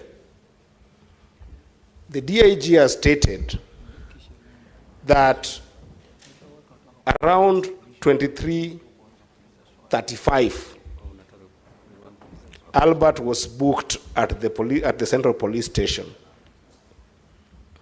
And he has stated that Albert was booked after an assessment had been done that he was in good condition, he was in good mental condition, as well as physical condition. The question I'm asking the the IG, who beat Albert to the conditions that he was found the next day in the morning when he was taken to the hospital? What happened at that night is what we want to know. And alongside that, Mr. Speaker, the IG is on record having stated in the media that Albert hit his head on the wall. Who gave him that information? And does he still stand by that information given what IPOA said of the autopsy report? That is what I want to know. What happened in that night? Thank you, Mr. Speaker. Senator Methu. Senator Methu, no speeches. Thank you very much. I'll be very, very direct to the point, Honorable Speaker. And Honorable Speaker, having listened to the man who, in my opinion, now carries the man who was supposed to give us the evidence of the chronology of what happened, I am of this opinion, Honorable Speaker. We were told that the complainant is the Deputy Inspector General of Police. I'm of this opinion, Honorable Speaker, that from what the Inspector General of Police has said, it is my opinion that the evidence he has put together is the corrected evidence. And I'll give two examples of why I am of the opinion that the Inspector General wants to just cover his deputy. He says that, Mr. Speaker, he says that the complainant lodged a complaint on the 4th of June. There are 4 officers that he has said who were supposed to go, or rather, who were to take the statement from the Inspector General of Police. May I take you to the 5th of June when he has said 2 letters were made. One, they first received the response from the EACC on the 5th of June. They wrote another letter to the CAK on the 5th of June. On the same day, they received a letter from the CAK.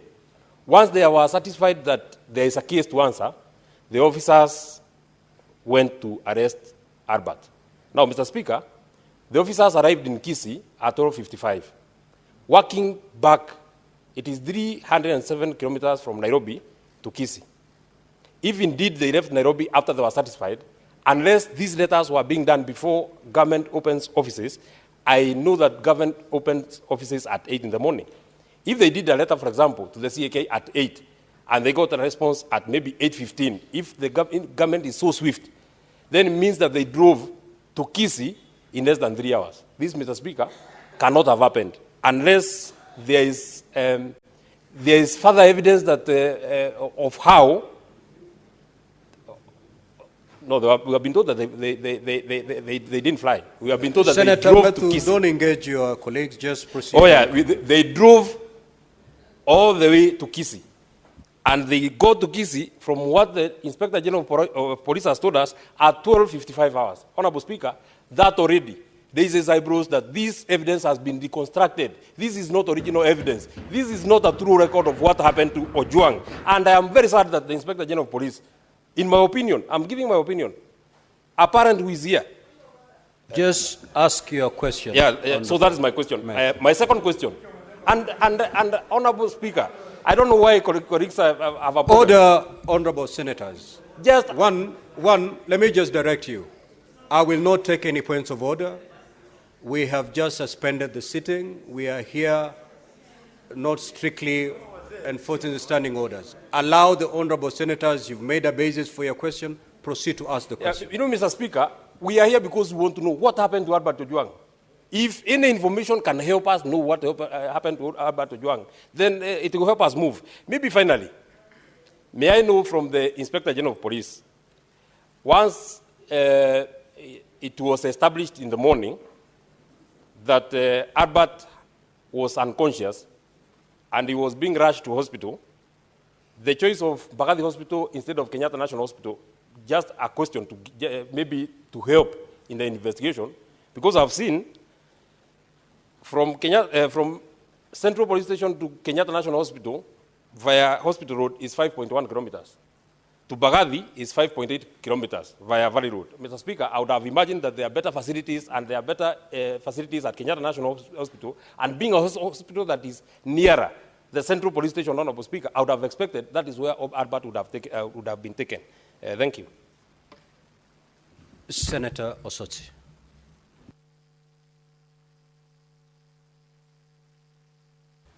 Thank you, Mr. Speaker. Mr. Speaker, I've listened to the IG very keenly, but I would like to know what brief, the specific brief that led to the suspension of the officers at Central Police Station.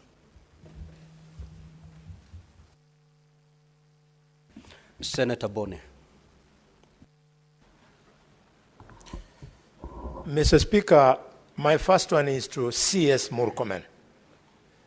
Mr. Speaker, patriots in this country fought against detention without trial, and CS Murkomen, I assure you, they are going to fight against extrajudicial killings, especially within police custody. The question is this, CS. The Deputy Inspector of Police, Mr. Eliud Lagat, went against the provisions of Chapter 6 of the Constitution, went against the provisions of the National Police Act, specifically Section 17, and in general, the Leadership and Integrity Act. You, as a member of the National Security Council, where you sit together with the IG, both of you are present here.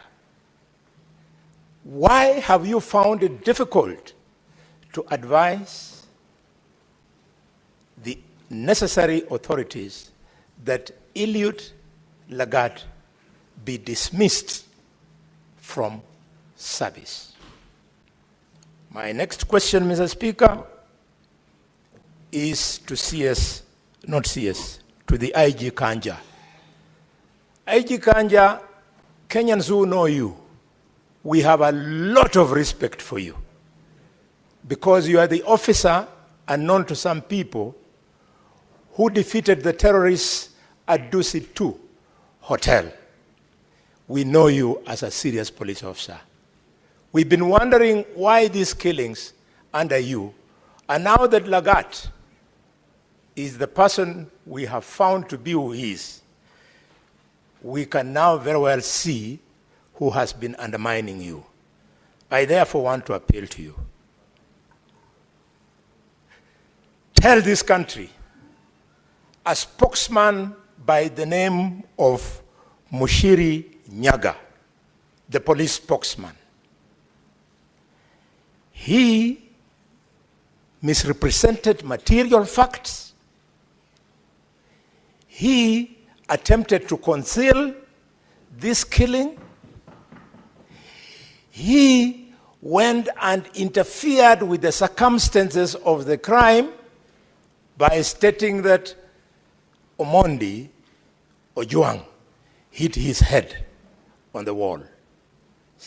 IG Kanja, why have you not arrested him? He has information which in his statement under arrest will help to point fingers at who gave him this deliberate statement so as to do what I have said above. Finally, Mr. Speaker, back to Kanja and or Amin. IPOA has now told us the names of the officers from DCI who went to Migori to go and arrest Ojwang. Can you tell the country how it came to pass that Ojwang was moved all the way, Ojwang,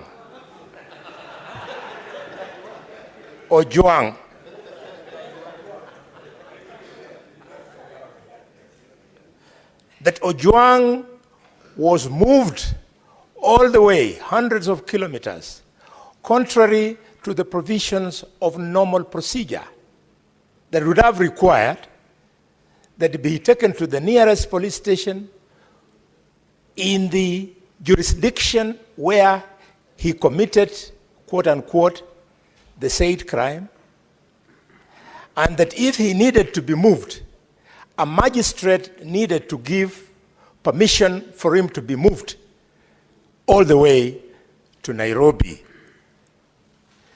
Could you, IG, tell us why you have found it difficult to arrest these officers? And their names are a little bit disturbing. You tell us why you have not arrested them? Because they're the only ones who were with this young man from the last time the parents saw him well and alive up to the time they came to Nairobi for the country to be told that the young man was dead. Finally, Mr. Speaker, I want to appeal to CS Murkomen. CS Murkomen,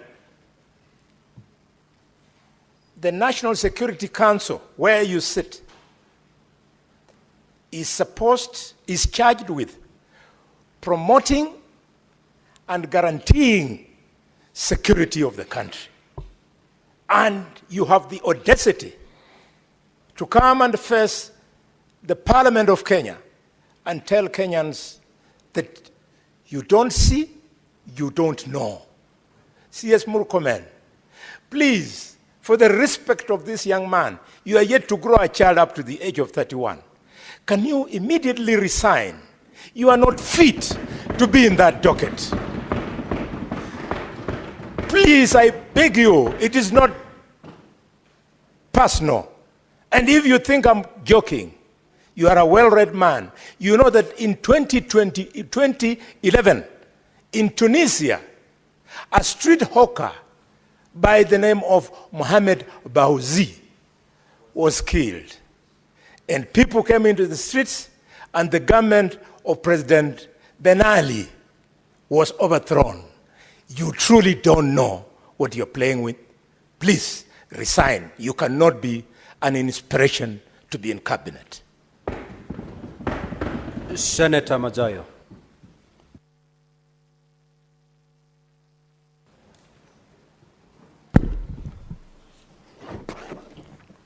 Asante mstahiki Spika. Swala langu la kwanza linakwenda kwa Inspector Generali. Inspector Generali, nataka atueleze wazi kabisa ni kwa sababu gani kulikuwa kuna lazima ya kwamba huyu mtu aliyeshikwa kule Homa Bay, huyu Ojwang, sorry my brother Kajwang, huyu Ojwang aliyeshikwa kule kwa Homa Bay kuchukua safari ya masaa mengi kama hayo mpaka Nairobi, kulikuwa na sababu gani hapo katikati ya kwamba ni lazima aje Nairobi? Swala la kwanza. La pili, nataka kujua ni kwa sababu gani alipokuwa amefika Nairobi kulikuwa na wale mapolisi waliotangulia kuingia ndani ya cell na kuharibu zile CCTV ziko pale ndani, ili chochote kitakachofanyika pale ndani, atakayeingia na atakayetoka hataweza kuonekana katika ile kamera. Ni nani waliofanya kitendo kama hicho ambacho kiliweza kupoteza ile CCTV isiweze kuona ni nani aliyeingia ndani ya ile cell ambayo Ojwang alikuwa hapo. Na hatimaye mwisho, ile CCTV ambayo ingetusaidia wale watu waliingia pale ndani, wewe mwenyewe ukiwa kipaumbele, ukisema ya kwamba pengine huyu alijigonga mwenyewe akafa. Nataka kukuambia ukweli wa mambo ni kwamba hakuna binadamu ambaye yuko ndani ya cell anaweza kujigonga mwenyewe mpaka akajiua unless alikuwa na akili punguani. Kwa hiyo nataka kujua wale walioingia, wale mapolisi walioingia pale ndani na wakamuua Ojwang ni kina nani? Tunataka kujua. Asante Bwana Speaker. The Majority Leader. Mr. Speaker, I have followed the presentation from IPOA, who are the constitutionally charged body with investigating such incidents.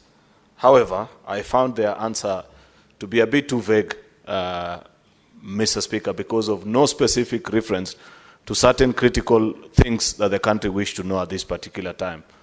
It will help this country, Mr. Speaker, to appreciate if in the course of their investigation they have been able to establish, because you've seen the list of the interdicted officers, the OCS, the officers who are on duty, Mr. Speaker, and now this morning, IPOA has just listed the names of the officers who went all the way to Homa Bay to pick Mr. Albert Ojwang.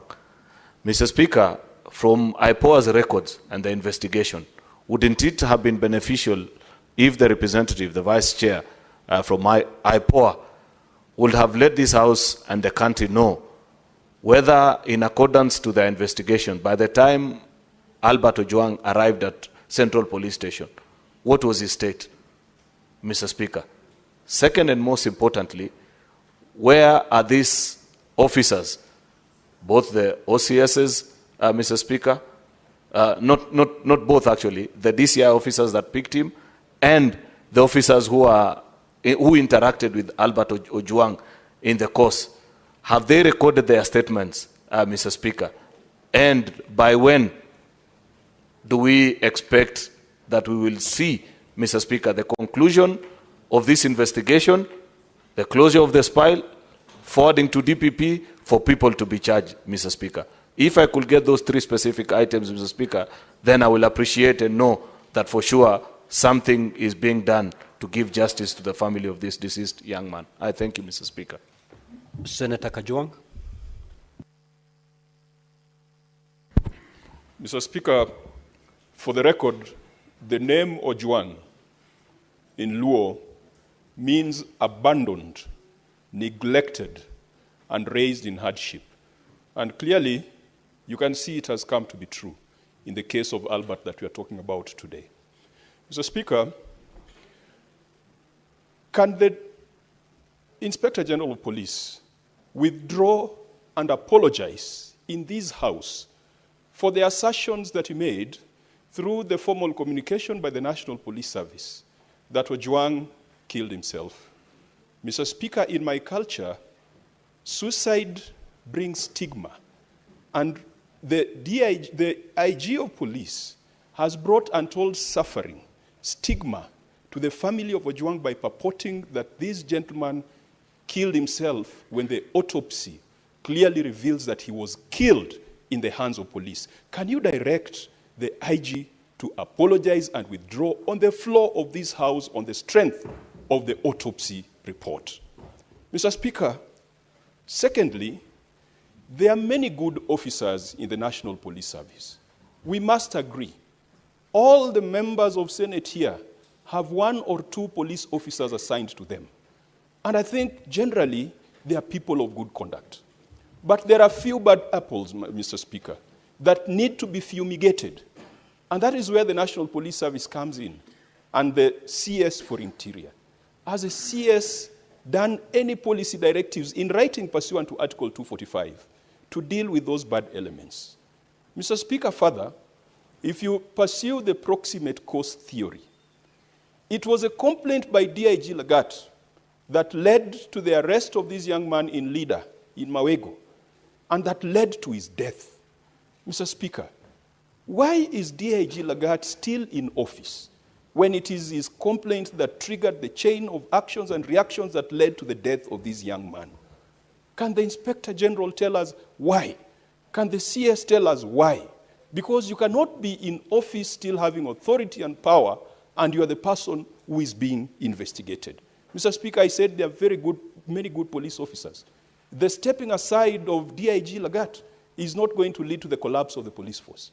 And Mr. Speaker, what Kenyans want to see is DIG Lagat not just stepping aside, but he should also go to a police station and record a statement and have his fingerprints taken, because there is no way you are going to carry out an investigation without addressing the proximate cause of the chain of events that led to the death of this young man.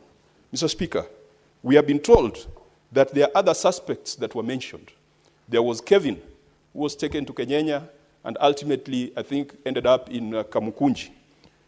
What is the status? Are they still alive?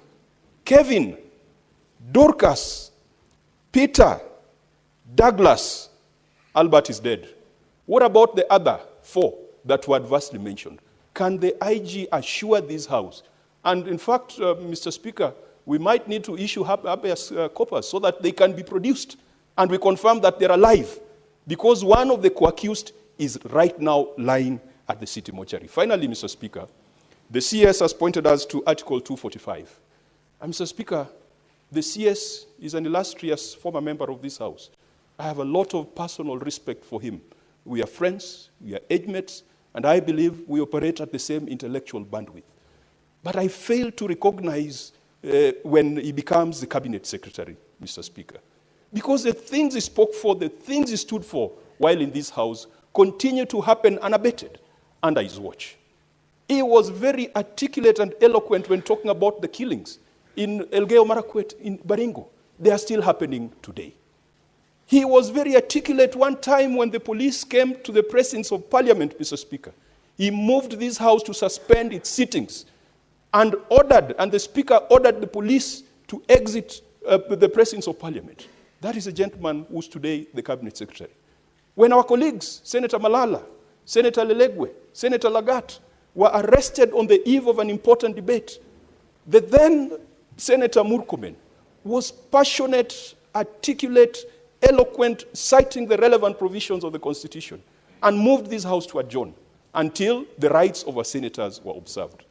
Could the CS tell us? I know he might not tell us what happens when you become a cabinet secretary, because obviously there seems to be a metamorphosis from positive to negative. But can he tell us whether he has issued any directions in writing, as he had referred to Article 245? And he tables them before this House and before the relevant committee, whether he has given policy guidelines, prudential advice on extrajudicial killings, enforced disappearance, violation of rights of protesters, violations of rights of citizens, the emergence of vigilantes, and non-state actors who are abducting people in this country. That is part of his responsibility. Can he confirm that he has lived to that responsibility? Thank you, Mr. Speaker. Senator Mungatana. Asante sana Bwana Spika. Bwana Spika, kifungu cha 239 cha katiba ya Kenya inasema vitengo vya usalama ni vitatu: Kenya Defence Forces ama jeshi, National Intelligence ama majasusi, na polisi. Na inasema mamlaka hizi tatu katika hicho kifungu ziko chini ya wananchi, yani under civilian authority. Sasa mimi nataka kuuliza, wale walimkamata Albert Ojwang, wale walimweka Albert Ojwang katika seli, Ni mafunzo gani walipata ya kwamba ukiwa ndani ya seli unaweza kufanya chochote kwa yule mtu ambaye wewe mamlaka yako iko chini yake? Nataka kuuliza Inspector General, nataka kuuliza waziri anayehusika, kama katika training yao hawa polisi, are they taught kuhusu constitution, kuhusu being under civilian authority? Wanafundishwa hii? Ya pili, mawakili wote ambao washawahi kusimamia wateja wao ambao wanashtakiwa na kesi za jinai, ukienda kwa police station pale mbele, Bwana Speaker, ukitaka kuona mteja wako yoyote, ni lazima ujiandikishe kama wakili. Ni lazima useme ni nani unamuona. Sasa mimi nataka kujua, siku ile Albert Ojwang alishikwa, na kawaida ukiingia pale vitu vyako vyote vinatolewa, ID yako, kila kitu inawekwa mahali kando. Wewe unaingia kwa seli peke yako na nguo zako.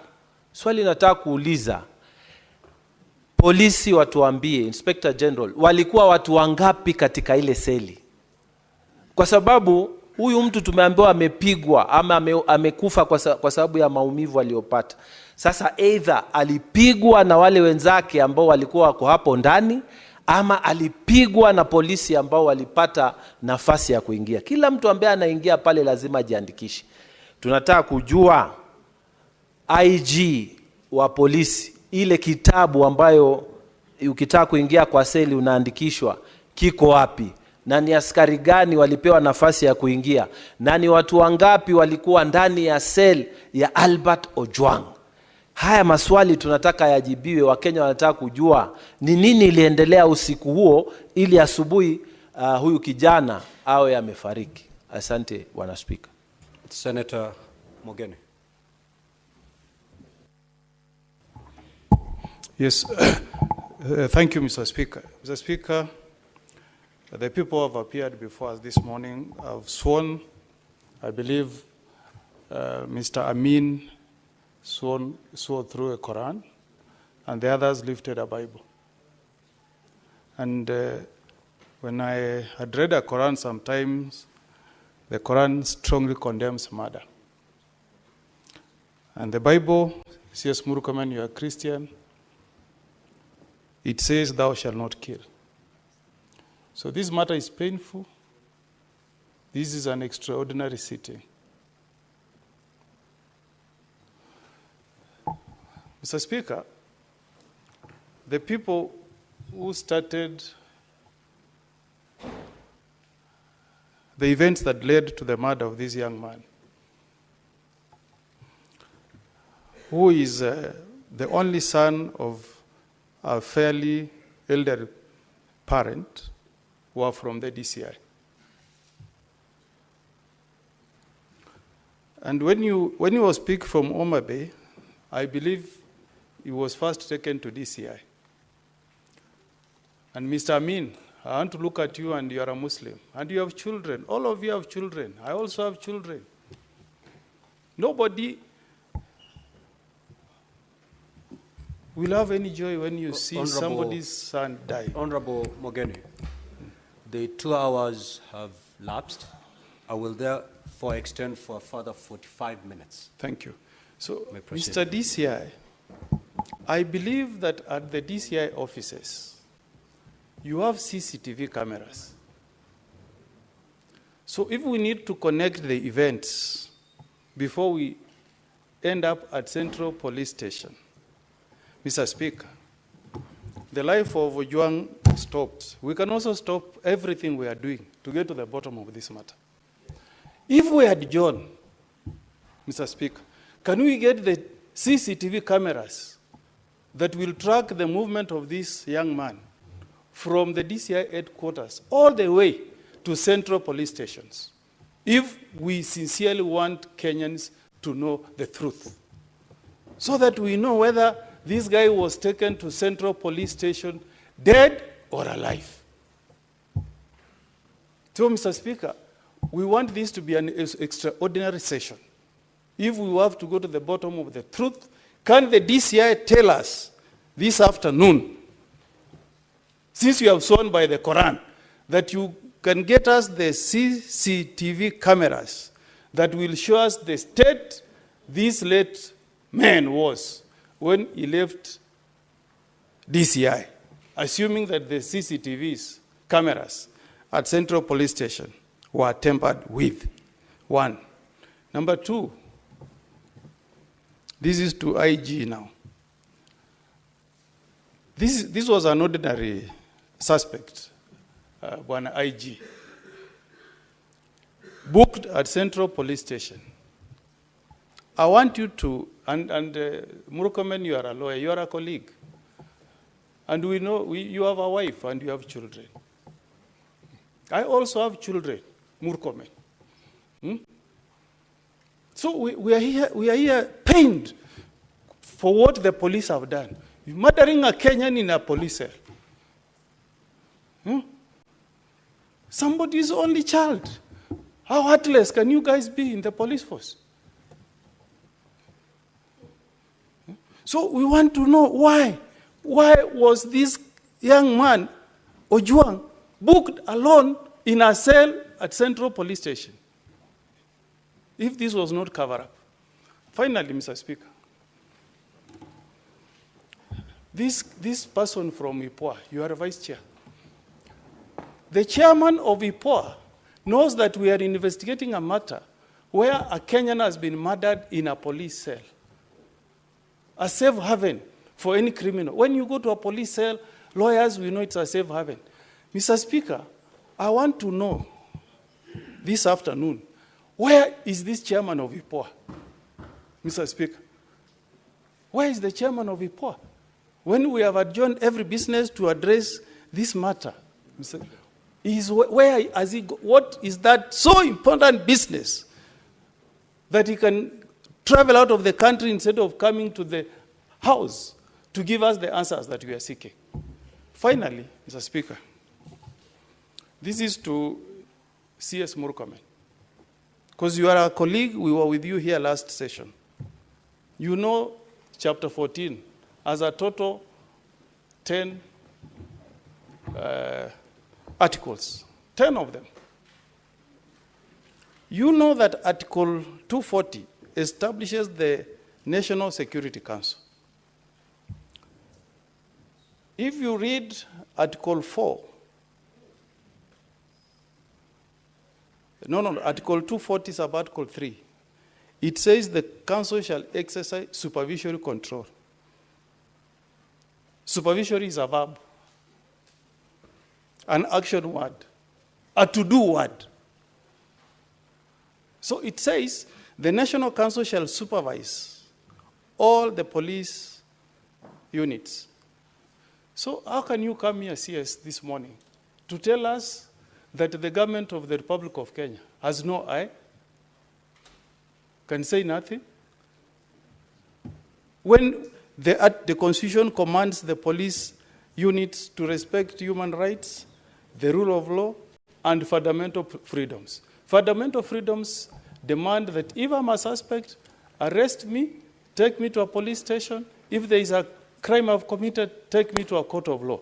So I want to ask you, CS, this morning, do you want to tell us that the government of the day, led by the Commander-in-Chief, has got no supervisory powers over the police force in Kenya? Is that what you are telling the Senate of the Republic of Kenya this morning? Those are my questions. The Deputy Speaker.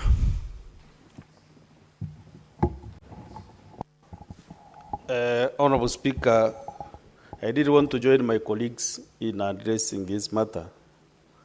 And Mr. Speaker, the report that the DCI officers who brought Albert Ojwang to Nairobi, and the report that he was safe and his body was okay, was of good health. I want to ask IPOA, because they have agreed with that report. And also they have made a conclusion at the end of the day that Albert Ojwang did not commit suicide. They have already concluded to that bit. So I want to ask IPOA, how truthful is the report that you have? Because maybe I saw from the media that there is a CCTV at the entrance of the Central Police Station. There is a CCTV also at the reception. All those CCTV cameras destroyed, that you have nothing completely to explain whether Albert Ojwang came when he was sound and safe, and maybe whether you are correlating the traveling from Homa Bay to Nairobi and to DCI, the way my colleague has explained here.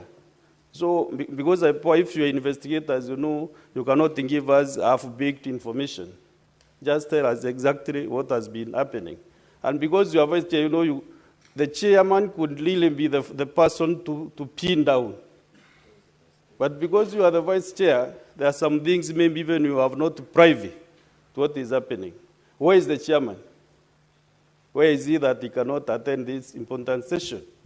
That the Senate of the Republic of Kenya has stopped all business to handle this matter since yesterday, Mr. Speaker. We spent actually the whole afternoon yesterday, today morning, we are ready to stop any business. I was to travel actually to my county. I have suspended everything that I was to do, either personal or official duties, so that we can handle this matter. Mr. Speaker, we can even decide we'll do it even in the afternoon. We are not in a hurry. We want to stop this thing once and for all. We want to help Kenyans. We want to help the government of Kenya to function. We can only help if we deal with the officers working for the government. Maybe the person at the helm might not be aware of what is happening, but we can only deal with issues affecting Kenyans if we handle officers of government to task. Let them explain. If the officer will say, I was given the authority to say this or to do this by another officer who is there than him, we want to go that level, Mr. Speaker. Therefore, my colleagues agree with me that we can suspend all business. Actually, the order number 9 was a report from liaison officer. Mr. Speaker, I'm not ready to move that order until we get clear information from this team which is here. We are not in a hurry. Let the Senate of Kenya, which I'm serving in this 13th Parliament, be known as the Senate which stopped extrajudicial killings. Mr. Speaker, 4 years ago we lost a very young man, not a sniper, Daniel Mudeini, sniper from Meru. Up to date, that guy has never been banned because we are waiting for investigations to be concluded. We lost another gentleman, Mwenda Mbijewe, in 2016. Up to date, we have no traces of Mwenda Mbijewe. Sniper is lying at the morgue in Maua Hospital. Still, we said we shall not bury him as a Meru community until we get justice for Sniper and his family. So, Mr. Speaker, I don't think if I'm a senator representing a community and then we come and rush over issues here, then we are doing the wrong thing, Honorable Speaker. Mr. Speaker, I can even resign as a senator for Meru if any business that we do here, we don't do it conclusively. I can tender my resignation. If at all we are doing things covering and then the officers will go, no conclusion. And Mr. Speaker, I'm really at the pains because of those 2 guys from Meru. Now the case of Homa Bay, I mentioned again, Homa Bay is breeding. They lost an MP the other day. They have lost another young soul. Mr. Speaker, we must get these things right, Mr. Speaker. And when we are consulting with my friend here, Majority Leader, he is also at the pains. He wants to see everything. Kila kitu acha ituchimbue kwa hii msakato saa hii, Bwana Speaker. Asante sana, Bwana Speaker. Senator Wambua, Senator Mazai and Senator Majority Leader just with the bench. Senator Wambua, you may proceed.